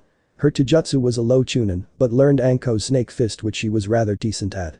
Her ninjutsu, as Naruto suspected as she was a Pegasus, she had a triple affinity for wind, lightning, water and was low Jounin after learning she had reserves comparable to Naruto's when he was a child, which put her at high Kage reserves with Jounin control. Yeah, they abused the hell out of her shadow clones for that. Her Fuinjutsu was the best so far at Uzumaki Jounin level. Naruto and the others made her promise not to use those skills unless it was to defend others. Same for her Kido and her other techniques, which she agreed to. Brown 5 more minutes. This bro sleepy, Naruto complained under his blanket as a light storm gray hand patted her on the head, making her roll her eyes before getting off as she snatched the covers off. Underneath was a bare chest Naruto, whose coat had lightened since his arrival to Equestria. He believed that it was because he could finally have the thing he desired, and that was peace and happiness. Peace, knowing it was a fat chance in hell that the elemental nations would find him and the others. And happiness because he didn't have to deal with people feeling they were instantly superior to him because of his status as a Biju. Opening his eyes, his sclera stayed black as his eyes were now white as he saw an annoyed Scootaloo glaring at him, making him chuckle as he got out of bed before going into the shower to wash up. I can't wait, today's family appreciation day at school. I can't wait for everyone to see how cool you are, she said, hopping around as her slightly above average wings flapped in excitement. Chuckling as he walked out of the bathroom wearing his clothes with his black arm warmer with his hair done in a ponytail, making his bangs frame his face with a pair of black bandages over his eyes, with his Rinnegan active to see as he tapped her forehead with his index finger, saying, yes, I am awesome, but so are the girls. They are your sisters as well. Come on sis, when we finish eating we can leave. She nodded as she ran down the stairs with him in tow as he greeted the others, while Applejack waved with a blush. She and the others admitted they had growing feelings for him, which he admitted he liked them as well, but decided to take things slow and start off as friends, which they agreed to, although he would take them out to eat. "Morning everyone, how are you all today?" Naruto said with a smile, sitting down at the table with Scootaloo sitting next to him. "Howdy Naruto, you come to Family Appreciation Day at school?" Applebloom asked with a smile as Naruto returned it after patting Scootaloo's head. "Of course, I'm looking forward to seeing your school. It seems you two and Sweetie Belle like it there," he said as the two nodded after they stuffed their faces before Scootaloo nodded. "Yeah, it's great, especially although I could go without having to deal with Silver Spoon and Diamond Tiara," she said, making him raise an eyebrow at those names, as Applejack explained. "They're these two young fillies who like to make fun of them for not finding their special talent," she explained, making him and the others nod before he asked. "Are they rich?" he asked, getting a set of nods from the two. "Do they have I'm more superior than you personality?" Again they nodded. "Did they grow into wealth and possibly popularity because of it?" Another nod. "And I'll guess that their names have something to do with their talent," he asked, getting a nod. "Then pay them no mind in the slightest," he said, making them raise their eyebrows. "How? They always, what was that word?" Reedy Applebloom started before tilting her head, making him chuckle. "The word you're looking for is ridicule, Applebloom. And the best way to get to them is to pay them no attention, because there are going to be people like them everywhere in Equestria and in our old world. Money can only do so much for them. Sure, it pays bills, keeps a roof over your head, and clothes on your backs with food in your stomach, but it won't make a pony truly happy. Real friends and an honest family built from love will," he said, getting a nod from the others as they finished eating. "Those are good words to live by, Yunjin. But I agree with Naruto Applebloom, money's all well and good, but it won't make you as happy as a real family would," Granny Smith said, after collecting everyone's plates. "Now you all get going, you don't want to be late, do ya?" she asked, getting a negative from the two fillies as they grabbed Naruto and Applejack as they waved goodbye. "Hey bro, can we do that one technique, hahaha," she asked excitedly, making him look at Applejack, who shrugged as they all held onto him before they vanished in a burst of static. Outside the school. "Whoa. That was awesome, can we do it again?" Applebloom said, getting a chuckle from the others since this was the first time she ever experienced that type of technique. Maybe after class, Applebloom," he said, rubbing her head, getting a giggle from her when they heard. "Hey guys." As they turned, they saw Rarity wearing her usual clothing, and next to her was Philly that had a white gray coat with a purple and pink mane and tail that curled slightly as she had big bright green eyes. She wore a yellow skirt with a white and hot pink shirt under a magenta coat with a blue belt. "Hey Rarity, Sweetie Belle, you guys excited?" Applebloom asked, getting a nod from her friend as the two and Scootaloo talked, making the three attendees stand on the sidelines. "So how does this whole Family Appreciation Day work? Do we just talk about ourselves or what?" Naruto asked as he talked to the two mares next to him stood nearby. It's simple, Sugar Cube. Cheerily will ask you some general questions like what you do, what your talent is, and some other questions. Applejack started as he nodded with his arms folded. "And she will let the kids ask you some questions, usually when did you learn your talent, what your cutie mark means, do you enjoy what you do, and try to get some embarrassing info on your sister. But don't worry, you're going to do just fine, darling. There's nothing to worry about, you're an excellent older brother," Rarity said, getting a nod from Naruto. "Yeah, thanks for the vote of confidence, it's just I've never done anything like this before, so I guess I'm a little nervous," he said, scratching the back of his head as they chuckled at him. "Just be your normal self and you'll be fine, bro," Scootaloo said, dragging him by his hand as they walked through the halls of the school. Twilight's library. "Dear Princess Celestia. It has come to my attention 2 months ago today that a new alicorn has been made known in Ponyville, along with several mares that he is close to. He says that he holds a connection to you and was wanting to see you, but with how the train is down and still under repair, and his friends are incapable of flying there, seeing as only a few of them are Pugasi. I send you this letter so you could send for an escort for us to come to Canterlot so you two could meet face to face. I also took the liberty of having Spike take a few photos of him and his newly adopted little sister so you could see what he looks like. From your faithful student. Twilight Sparkle." P.S. Naruto Shadow Fire is with Scootaloo, Rarity, Sweetie Belle, Applejack and Applebloom at the girls' school to be Scootaloo's family member for Family Appreciation Day. She wrote as she curled it up while including several photos. One of him and Scootaloo sleeping on the roof of Sweet Apple Acres at night with her head on his stomach, both snoring rather loudly. Another was of him, the girls with her and her friends in Sugar Cube Corner with him covered in flour as he was helping out in the kitchen with Pinkie Pie. The third was him in a pair of pants without his shirt bucking apples with Applebloom, Big Mac and Applejack covered in sweat. The fourth was him meditating with a bunch of animals gathered around him as his eyes were closed with Scootaloo looking at him with a raised eyebrow while pointing at the deep black markings around his eyes. The fifth was a collection of him at Rarity's boutique as he modeled several clothing designs. And the sixth was him and Satsuki teaching Scootaloo Kenjutsu. Spike Spike. Spike. She called, making him groan as he walked out of his bedroom with his eyes barely open as he yawned. Sorry Spike, I forgot this was your afternoon break, could you send this to Princess Celestia? It's important that she gets this, she said, making him nod after giving her a glare before spewing out a small burst of green fire as he incinerated a scroll. What did you have me send, Twilight? Spike asked, yawning while scratching his stomach. Sorry Spike, but that was a letter to Princess Celestia, asking if she could get us some transportation to Canterlot so Naruto and Princess Celestia can get to meet after 18 years. It's been 2 months and the train has had no progress in its maintenance. I would rather have rode the train because I don't like asking for a ride, she said, getting a nod from him. Do you think it will be sometime soon? I know he's still waiting to see her, Spike said, getting a sigh from the alicorn princess. I don't know Spike, but I sure hope so, she said as she let him get back to his nap. Celestia bedchambers. Laying on her bed was Celestia, wearing her bedrobe, staring at the photo she had of Shadowfire in her arms, thinking it's been 2 months and I've heard nothing of my son since I've felt him come here. Is he okay? Did he not want to see me? I never meant to leave him alone, it's all that bastard Minato and Sarutobi's fault, and Jiraiya is no better using my son to accomplish some damn false prophecy. If I see that sniveling toad, I'll rip his flesh off and use it as a damn hammock. Lost in her thoughts, she didn't notice a scroll appear above her until it landed on her head while opening, causing the photos that were inside to fall around her. What the, she said, grabbing the scroll that fell on her head, making her unravel it, seeing Twilight stamp as she read. Dear Princess Celestia. It has come to my attention that 2 months ago today and knew. She froze as she read the rest. When she read that he wanted to see her before, she growled, hearing that the train was down. Grabbing the pictures Spike took, she couldn't help but blush seeing her son, especially the one with him not wearing a shirt, which she tucked under her main pillow for her personal pleasure, while placing the others in the new additions to her scrapbook while smiling seeing Naruto and Scootaloo together. Sister, she heard, drawing her attention from the photos to see Luna and the others enter her room, making her leave the photos on her bed. Luna, Ascura, Eris, Chrysalis. What can I do for you? She asked as they walked in, sitting in a chair. I felt something was wrong, are you okay? You were really depressed earlier today, she asked, getting a happy nod.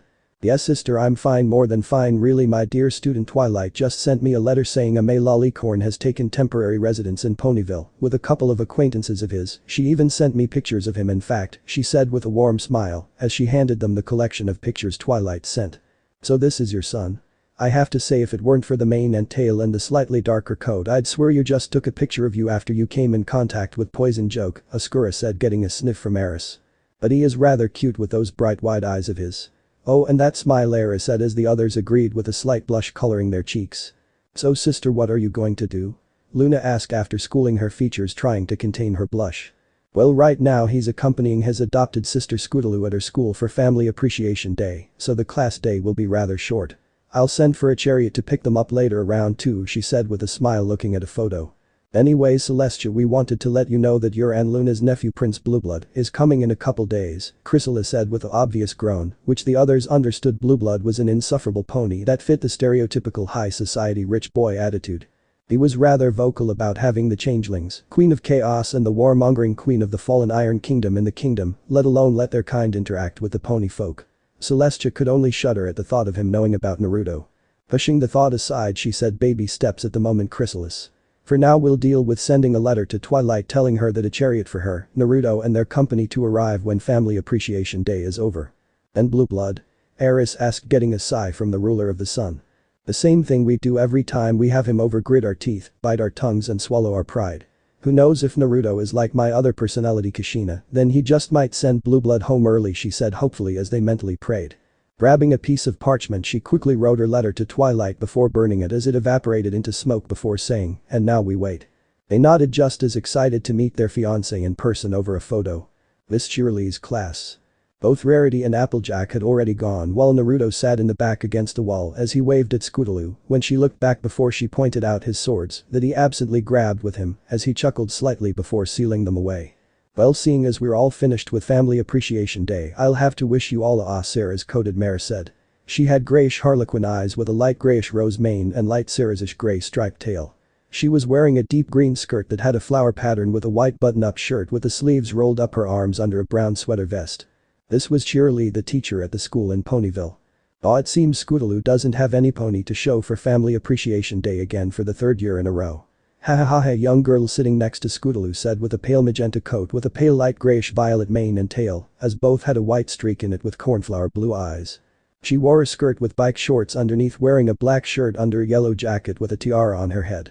This was one of the two girls that would torment Applebloom, Scootaloo and Sweetie Belle, as the second girl who had a cornflower bluish grey coat with a cerulean grey mane and tail, with a cornflower bluish grey streak in them. Under a pair of cyan blue wire frame glasses were a set of greyish violet eyes. She wore a purple skirt with deeper purple shirt as a spoon was seen around her neck. Poor Scootaloo, this was Silver Spoon, who was genuinely sad for her since she knew that Scootaloo never had anyone to come for Family Appreciation Day. Actually, I do have some pony to show for Family Appreciation Day. My big brother Shadowfire, she said, standing as she pointed in the back as Naruto waved slightly as he walked forward as he patted Scootaloo on the head while walking to the front. As he wrote his name down on the chalkboard like all the other parents had along with his cutie mark while he made annotations before turning. "Your name, sir?" cheerily asked, making him smile before bowing. "Hello Verpony, as a few of you in here know or have seen me around Ponyville, I'm Shadowfire.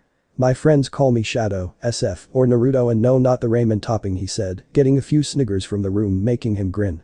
He felt cheerily tap him, making him turn his attention to her. "Yes. I must ask, why do you have your eyes covered? Did you damage them or are you blind?" she asked, getting a negative as he scratched the back of his head. "No, you see, I was born with a unique set of eyes that I can change at will, but their natural look, much like the other changes, put ponies off, so I keep them covered," he said, getting a nod. She asked, "Could you remove them? I would like for you to answer whatever questions they might have." He relented as he undid the bandage around his eyes as he opened them, showing black sclera with bright silvery wide eyes staring at them with slit pupils, making a few say cool. "Now I'm Naruto, right?" she asked, getting a shrug as she continued. "Naruto, what is your relationship with Scootaloo?" "Well, you see, cheerily, I had adopted Scootaloo as my little sister 2 months back because I found the pony working there and let her into the orphanage for a few months, making her sleep outside while they collected her stipend. Well, she received nothing. Not liking this, I took Scootaloo down there and had a rather colorful conversation with him, filled with a well-worded threat. We've yet to get a stable home as we currently live with Applejack and her family out of the kindness of their hearts. Of course, we help around the farm showing our appreciation. Of course, I'm still making some bits from the books I've written, so we can expect to find a home large enough for me and my friends who have traveled with me," he said, stretching. "If you don't mind my asking, Naruto, what does your cutie mark represent?" "I've never seen anything like it," cheerily asked as he tilted his head to the side before answering. "Well, to explain it without getting some pony lost along the way, my cutie mark allows me the masterful command of the elements. Wind, water, fire, earth, lightning, all of these and everything that would be used in combination with these. I can also create things out of nothing, just like I can destroy." He started as he created a ring of water before it dispersed into a burst of wind. In his hand was a ball of black fire, then there was purple-black electricity charged around him, and when he stomped his foot, he created a large column of earth before he pushed it down. After that, he created a chair out of his energy which he sat on, causing them to go wide-eyed before cheerily snapped out of it, asking, "You? What? Hahaha. That tends to be the first reaction many get when they see me do that. You see, I had my cutie mark when I was born, but took time to master and learn everything about it, and it was by no means easy," he said, causing her to nod before she looked to the class. "Now class, you're free to ask any question you may have," she said before stepping back behind her desk when Silver Spoon raised her hand. "Yes, Silver Spoon, right?" he asked, getting a nod from the bespectacled girl. "Yes, I was wondering, what are those things behind your back? And why does your tail split into 10 tails like that?" she asked, making his wings fully extend, getting wide eyes while his tails fanned out behind him. "Well, Silver Spoon, that's a rather good question. You see, I was naturally born an alicorn, although my mom couldn't take me with her because some ponies betrayed her. You see, in the continent she had me, and the leader of the village wanted a weapon that would obey him and was loyal to only him. It was only until recently I could find Ponyville and came here." He started, getting wide-eyed fillies and colts. "Anyways, I'm going to skip a bit of my life to get to Silver Spoon's second question. It was 2 years ago when a madman wanted to control the world through Luna's moon by placing everyone under one massive illusion. To do this, he needed the power of an ancient demon that not even the princesses could defeat without falling. Me and my friends were part of an army to defeat it," he said, as everyone was wide-eyed. "Entity not even the 2 princesses could defeat. It took a lot of effort and many ponies we cared about fell in battle, but I managed to defeat it. Although the end result was me becoming that same entity," he said, pointing to his tails. "Any other questions?" he asked when Diamond Tiara raised her hand, making him nod. "Yes, I have a question. What do you like to do in your free time?" she asked curiously. "Well, a number of things, really. training, flying, spending time with my sister, writing stories, and if the weather is nice enough just sleep outside on a nice firm cloud or helping my friends around town," he said with an eye smile. "What stories do you write?" she asked, making him reach into his pocket, showing 3 books, making the entire room save for Scootaloo, Applebloom and the others who were avid readers of his stories go wide-eyed. "You wrote The Stallion with Two Souls, Rise of the Maelstrom, and A New Life from Darkness," cheerily asked, getting a nod from the alicorn. "Yeah, I found out I had a knack for it some time ago, but never got around to having them published. I owe Twilight because she knew a pony that could help me with it. I'm halfway finished with my newest story, but I tend to take my time with them," he said when every pony in the room grabbed copies of his books, making him and the others sweat drop. "Want an autograph?" he deadpanned, getting a series of nods, making him sigh before nodding as he created a pen. "Alright, everyone step forward and no shoving, I'll get to signing your copy soon enough," he said as a line formed, making him think maybe I can get used to this sort of thing. "Twilight's library." "Ow. Me and my big mouth," Naruto said, holding his throbbing hand as his sister sat next to him with a rainbow mane mare, laughing. "Haha, oh, that's a riot. Everyone in class wanted your autograph and you ended up with a sprained wrist, that's priceless," she said, rolling on the ground, getting a glare from the alicorn when Applejack gently kicked her in the stomach before handing him a bag of ice. "If I remember correctly, you and the others wanted my autograph as well for my first copies of all my books, Miss Rainbow Mane," he said, growling only to be ignored despite the blush on each of the girls' faces. Since he published his books, they all got his first editions which they asked to be signed. "Hey her, no mind, Sugar Cube. You just wanted to satisfy your fans, ain't no harm in doing," she said as Naruto gratefully accepted it as he sighed in relief. "So sis, how'd I do?" he asked as she grinned before hugging him around his waist. "You were awesome, bro. All the kids wished they had a brother as awesome as you," she said, smiling, making him pat her head softly. "Well, I'm happy to help," he said, ruffling her head, getting a pout when Spike ran in with a scroll. "Eyes. Where's Twilight? I got a scroll from Princess Celestia," he said, running in as he looked around before he got picked up by Naruto's tails after watching the young dragon run around in circles. "Tell Spike she had to do something real quick, what's up?" Naruto asked, bringing a horizontal spike to his face. "Twilight had me send a letter to Princess Celestia earlier while you and Scootaloo were at Family Appreciation Day. She made me send some pictures she had me take of you," he said, making Naruto raise an eyebrow. "Wait a second, when did you take pictures of me?" "No better question, as you were taking pictures of me," he commented with a twitching eyebrow. "Twilight wanted to show Princess Celestia what you looked like, so she had me follow you around and get a few pictures so Princess Celestia could see how her son has grown since she first saw you. Don't hurt me, I'm too young and handsome to die," he cried, making Naruto roll his eyes. "Please Spike, if I wanted to kill you, we wouldn't having this conversation now, would we?" "So what else did the scroll say, my modest dragon?" he asked, setting the young dragon down as he pulled it out. "She said that when Family Appreciation Day was over at school, she would send for a chariot to pick us all up. The ponies who came with you as well," he explained, getting a nod from them all when Twilight came out of the basement. "What were you guys talking about?" she said when she saw Naruto glare at her while Spike was making a camera with his hands, making her take a step back when he disappeared and reappeared in front of her. "So you had Spike follow me around and take pictures of me? If it weren't for the fact that you gave the pictures to my mom, then it could be considered being stalkerish or flattering, depends on how you look at it. I say flattering, but that's just me," he said with a grin before flicking her nose, making her eat. While covering it, making the others laugh, although she and the others, for a small fee from Spike, kept multiple copies of the shot of Naruto apple bucking without a shirt with him sweating, which was enhanced showing just him. He charged them and any woman who was interested 20 bits for a regular photo which the girls owned, 40 for a wallpaper and 60 for a set of photos and a wallet-sized one. It was suffice to say that he quickly became every mare within the legal age of 15 and up's wet dream. Twilight, Princess Celestia sent a letter saying she was sending a chariot to come pick us all up, or those who are incapable of flying at least," Spike said, getting a nod when they all heard knock on the door as Twilight answered it. "Yes," she said, opening it to see 2 white stallions wearing gold armor over black clothing. "One," said Twilight, "Sparkle, Princess Celestia has asked us to escort you and your company to Canterlot for a meeting. If you'd please have the ones incapable of flight please get on the chariot, we can go." They nodded as when they walked out of the large tree to see a decent-sized chariot large enough to carry those who couldn't fly with ease, as Scootaloo was originally against it but decided to get in the chariot as they all took off. On the way to Canterlot. "So Naruto, how do you feel? I mean, you're just meeting your mom, you nervous?" Rainbow asked as she, Fluttershy, Hinata, Temari, Satsuki, Twilight and Naruto flew next to the chariot as he nodded slightly. "You want me to be honest? I don't know what to think or say. I've ran the scenario in my head a few times, but doing it in person is a completely different experience. I don't know what to say or what it is I should even do, he said, flying straight ahead, not even looking at her. Why is that, Shadow? I mean, just talk to her like you would any other pony you've talked to, Pinkie Pie said while running on a wheel without problems, while it continued to spin, making him raise an eyebrow before shaking his head. That's just it though. This isn't just some random pony I've met on the street or by pure circumstance, but my flesh and blood mother, some pony I don't even know.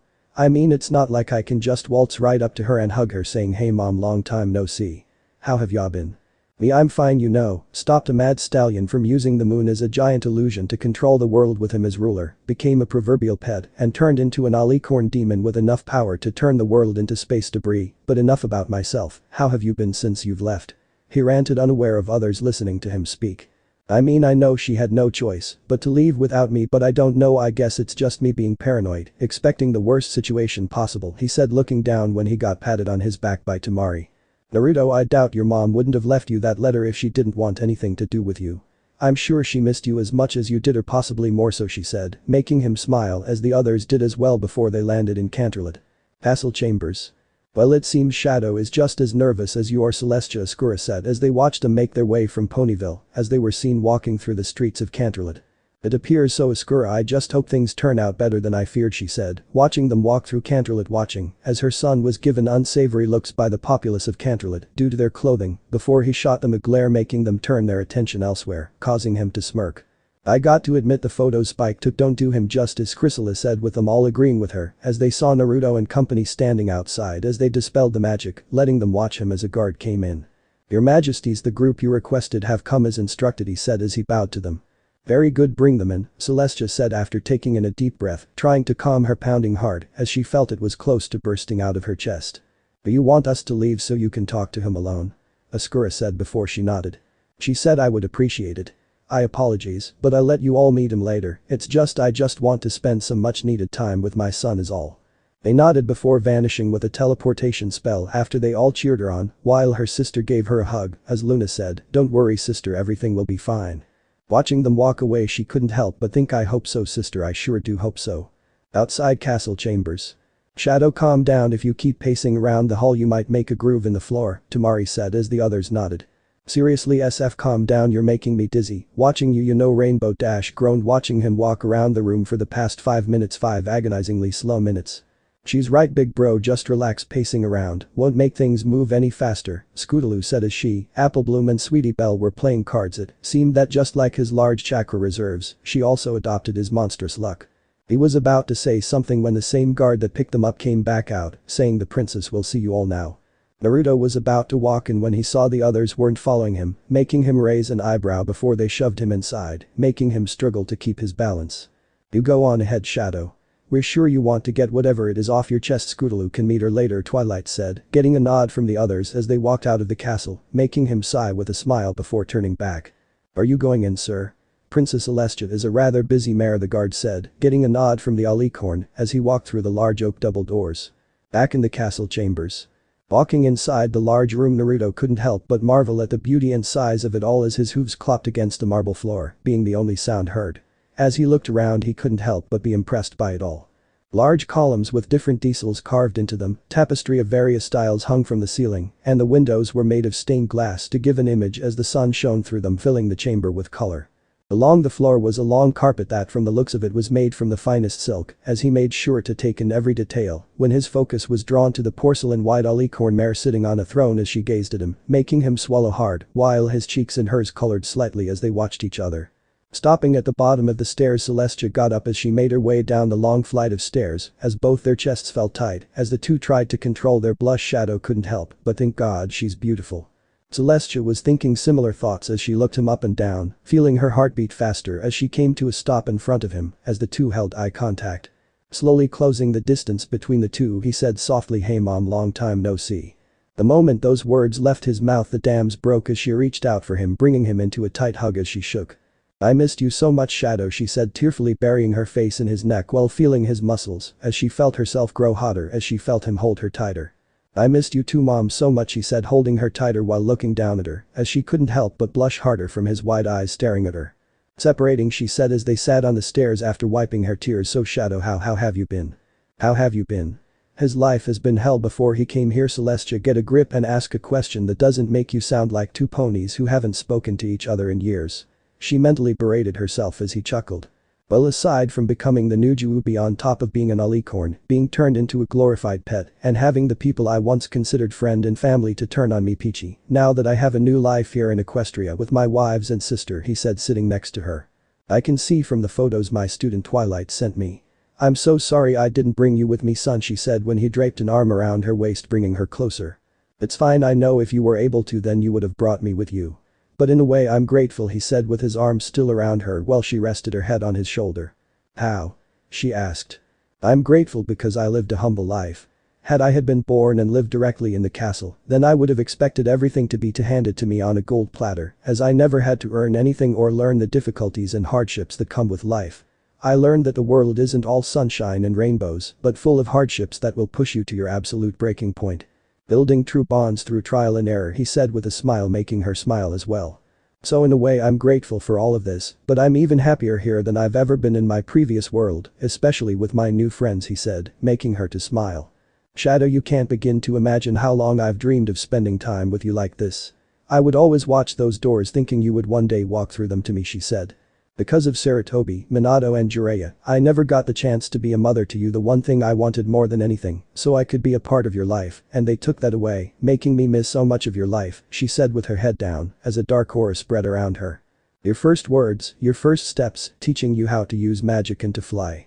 So much I'll never get back because of them, she said as her mane and tail started to resemble a flame, as her coat started to darken before she took a breath while maintaining control. Seems I'm not the only alicorn with a dark side, he thought as her coat was just starting to redden to the point it was deep crimson like a ruby, while her sclera was slowly turning from white into a light lavender color, with royal purple eyes with slits, as her mane and tail started to turn into flames. She thought in her darkened state as she formed a fanged grin as she buried her face in his neck. Oh my handsome little boy. You've become so strong of heart and will. I guess one good thing Minato had to give was you, my son. If I can't be a mother to you, then maybe I could be a mother to our children.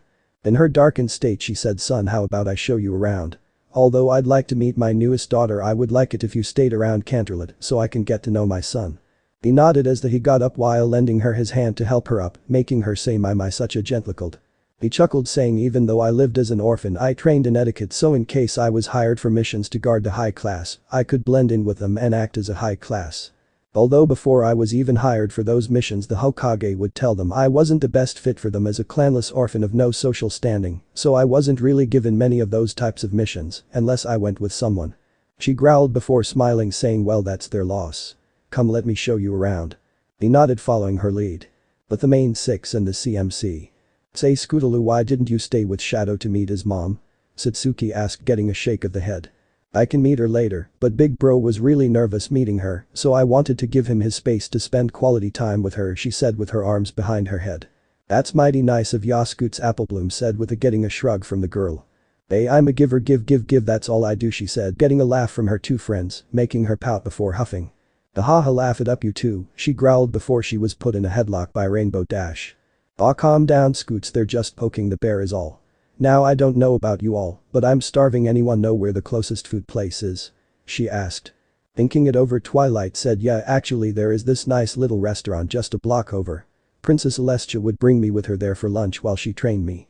Well, let's get a move on. I'm sure Naruto is doing just fine with Celestia. The two of them are far too alike to not get along. Although Naruto is going to be spending time with his mom, so we might not see him for a few days, Tsunade said, remembering her time with Celestia or more so Kushina, and knew everything would be okay as they moved along. Well, Scootaloo want to head back to Ponyville and we can pick him up later. Twilight asked, getting a nod, intending to leave a message as they left. Castle courtyard. So let me get this straight, while pretending to be some half-witted moron you wore a neon orange and sky blue jumpsuit and defaced the Hokage monument in broad daylight. Celestia said, sitting on the grass with her son as he told her of his more hilarious moments, getting a nod. Yup, didn't get caught doing it until I lead a ninja wide goose chase. 27 Anbu, 15 Chunin, and 20 Jounin chased me around the village. In the end only one person could catch me, and that was someone I saw as a big brother before he became like everyone else and thought of themselves as superior to me, he said, lying on the grass, feeling her place her hand on his lap. The two could feel a growing attraction to each other for various reasons. For Naruto, he couldn't view her as his mother, but still wanted her to be a part of his life, no matter what means they had to take to achieve it. For Celestia or Solar Flare as she told him that form was called, she had the same reasons. She couldn't really fulfill the role as a mother to him since he was a grown stallion now. But the second reason was because she had a secret turn on for strong men. That was partially why she was with Minato in the first place, because he was strong. But this was a deeper connection she wanted to fulfill by any means, and she had to admit he's filled out nicely, very nicely, and was rather appealing to the eyes. "So son," she started when he turned to her. "There's no need to be so formal, you know," he said, making her chuckle. "Alright, Shadow. It seems Twilight and her friends have taken quite an interest in you, just as much as your friends do," she said, making him smile. "Yeah, they're all very cute. Twilight and the others told me they wanted to pursue a relationship with me after learning about the laws in my old world. I told them I was fine with it so long as they were fine with it," he said as she nodded before lying on her side with him. "Would it be possible for me to be part of that life? To have what they do with you?" she said, making him turn his attention from the sky to her as they held eye contact. "Even if I have to bear your children, I just want to have a connection with you, and if I have to share you with my student and her friends, your lady friends, and even more if possible, then I will," she said honestly, making him smile. "I would love to have you in my life no matter what the end result is, either as friends or lovers, so long as everyone's happy in the end," he said, placing a clawed hand on her which she leant into with a serene expression on her face as she sighed. Opening her eyes, she subtly pushed her mana outward to see if anyone was around. To see nobody was around, she let her bring herself closer to her son as the two kissed softly before getting rougher as she straddled his waist, deepening the kiss before separating. Looking at his slightly dazed expression, she let out a cute giggle that didn't match her stern expression before it softened. She said, smiling softly, "What do you say to staying in the castle for a while? I want to spend more time with you." Bringing his hand up, rubbing her cheek, he said after laying another soft kiss on her soft lips, "Sure, I wanted to spend more time with you as well." She nodded with a grin, saying excellent. Her stomach rumbled, causing her face to darken while he laughed, making her pout as she said, "Dinner is almost ready, how about we get something to eat, it's getting late after all." He nodded as he slid from underneath her while helping her up as they made their way back to the castle. Castle dining hall. Walking into the dining hall, Naruto couldn't help but marvel at the size of the room, nearly equaling the size of the castle chambers if not dwarfing it. Within the dining hall was a long table with a crisp white pressed cloth that stretched the entire length of the table with rows of silverware and fine plates and glasses. At the table were the others. As she led him to the dining table, she said, "Girls, I would like you all to meet Shadowfire, my son." He gave a kind smile before bowing slightly. "It's a pleasure to meet you all, Princess Luna, Queen Chrysalis, Queen Ascura, Lady Eris." "Why am I so formal, Celestia? But we were right, he's even more good looking than the photo the young dragon had sent," Ascura said as they watched him bow before a mare came in wearing a black skirt that reached her knees with black leggings, as well as a white blouse under a black jacket with a red bow ribbon around her neck. "Princess Celestia, it would seem the chefs have fallen ill, and there is no penny on hand to cook," she said fearfully as she was being looked upon with a bored expression by Solar Flare before a light bulb formed above her head when she cast a sly grin towards her son, who slowly inched away near the far end of the table. But the purr causing the girls to grin while he shivered slightly as they all came together, saying in perfect stereo, "Shadow, would you be so kind as to cook for us?" It was already hard enough to say no when they squeezed together, accidentally pushing their breasts against him as they backed him into a wall, but they started quivering, their lips they added tearful doe-sized eyes. He said mentally, "Stand strong, Naruto, you can fight your girls off when they do this, there is no way they can beat you." "Wait, no, they're whimpering, that's bull." The more they did it, the more they pushed themselves against him till their faces were up close to his own when tears started to leak, making him sigh with his head down. Alright, I'll cook." "Just stop with the tears, I hate seeing mares cry," he said, causing them each to give him a kiss on the cheek as he walked into the kitchen after adjusting his clothes when a maid came in as he shut his warmer with an apron over his chest and tied his hair into a ponytail with a cloth coming over his head. "Any suggestions, ladies? I mean, I'm no culinary expert, but I like to think I'm a pretty good cook," he said when a gleam formed in Solar Flare's eye, reminding him of himself when ramen comes to mind. "Ramen?"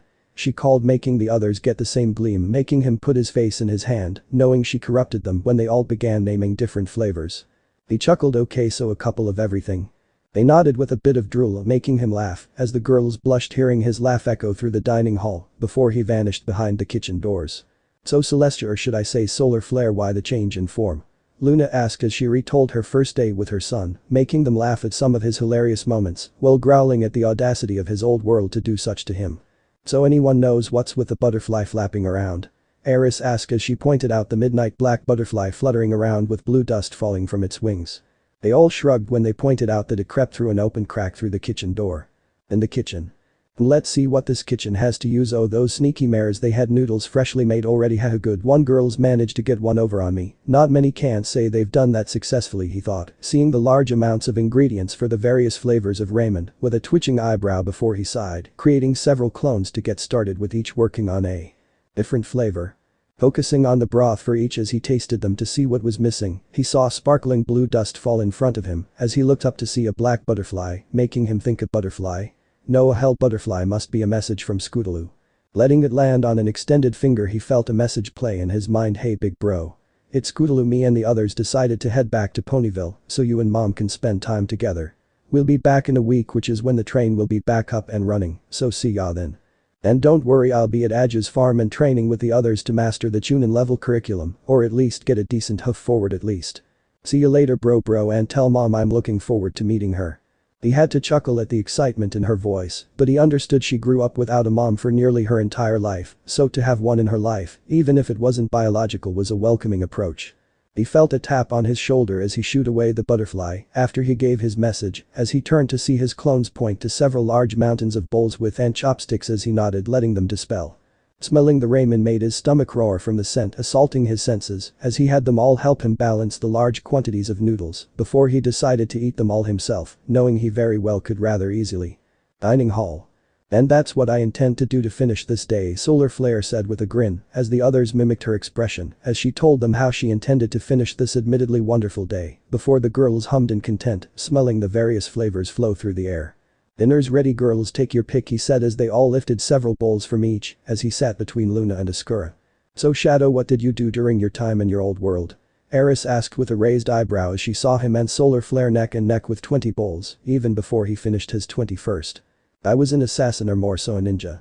Before I was out of the academy I was already more powerful than anyone alive by their standards since I used a spell to create a training ground outside anyone's reach. Their time and space acted outside the natural order, so time moved faster there, allowing me to master everything. I spent practically a millennia mastering the spells mom left, my bloodlines, and the different arts that my old world used, and even went as far as to create my own techniques that used the spiritual aspect of chakra or mana, he said. Solar Flare told us that you pretended to be a moron, right? How did you do that? Chrysalis asked as they watched him walk around the table till he was in front of them before creating a clone, before they were both enveloped in a burst of light when it revealed, showing both Narutos. I pretended to have no skill and purposely failed the academy 3 years in a row before I learned a forbidden jutsu called the Kage Bunshin no Jutsu, Shadow Clone Jutsu. With that I was permitted to graduate while I lead everyone to believe I was a loudmouth who was only good for creating clones, the smaller Naruto said, before pointing to the older Naruto who spoke. Then 3.5 years later, after I went on a training trip with my godfather to help me grow stronger against a criminal organization that were after the tailed beast. This was an attempt to force loyalty into me. I faced several enemies that could have killed everyone if it weren't for me. I stopped an invasion run by the Akatsuki's false leader Pain and won the Fourth Great War, he said, before the two slid together as he turned into his true form when he was in the elemental nations after the war, causing them to blush. After I defeated the 10 tails I attempted to seal it inside myself, much like the Sage of Six Paths had, but due to me being an immortal of immense power, I ended up absorbing it, instead making myself the new Juubi no Kami. That was when everyone who was once my ally treated me as if I were some overgrown pet with them as my owners, he said before he changed back before he sweat dropped, seeing they had eaten all the ramen before they yawned as the maids took the large bowls to the kitchen. Well everyone, it's time to get some sleep, see you all in the morning, Ascura said as she and the others gave him a peck on the cheek before they left, each swaying their hips as they walked past saying goodnight. Come on Shadow, it's getting late, your room is next to mine, Solar Flare said, grabbing his hand guiding him all the while her heart rate sped up. Naruto's bedchamber. After Solar Flare had wished him a good night, he went to his bed lying back under the soft silk sheets and the firm comfortable mattress as he stretched laying back in his sweetpants with his hands behind his head thinking of the day he spent with the girls. Getting up from the bed he walked out to the terrace to look at the night sky, ignoring the cool night air with his mane flow free in the wind, unaware of someone entering his room until a voice next to him alerted him couldn't sleep. Turning his head he saw Solar Flare wearing a loose shirt with a bare alabaster shoulder being visible and black lace panties as he had to fight down a blush as he saw her mane solidified, reminding him of her human self. Kushina, he nodded. Yeah. Placing a hand on his shoulder she said, you can talk to me, you know. You do know that, right? He nodded before he sighed, it's just all my life I've dreamed of meeting you and would wonder if there were things you did that I like to do sometimes. If you like to look at the stars when you couldn't sleep or if you had any hobbies. She wrapped her arms around his, meshing herself against him, listening. I keep expecting this to have been just one big dream, that one that I just don't want to wake up from. Cupping his face in her hands, she brushed his whiskers with her thumbs as he leaned into her touch, purring slightly, making her smile, remembering him doing this when he was born. Pulling him to the bed, the two sat down in the bed with her lying on him as she said, kissing him for the third time today, this is no dream. And I'll show you now. Lemon happened. The clone dispelled as he used his magic to pull the sheets over the two of them, while he kept his arms wrapped around her waist as they kissed one last time. She said tiredly, my god, that was fantastic. I know the girls and my student are certainly going to enjoy this as much as I did. Wide-eyed he was about to ask how when she said, wrapping her arms around his waist with her face in the crook of his neck, shadow, I know that you could make me fall for you so quickly. I had little doubt you had the same effect on Twilight and her friends. I also know you will treat us all equally and with love. Sitting up, she gave him a glare as her red hair turned to flames again as she said, you will love us equally, right? He nodded, making her flames die down as she kissed softly before biting him on the collar like he had as she said, good, now, let's go to sleep, and I would love a collar. He couldn't help but raise an eyebrow before shrugging as the two fell asleep in each other's arms. Content. So this part ends here.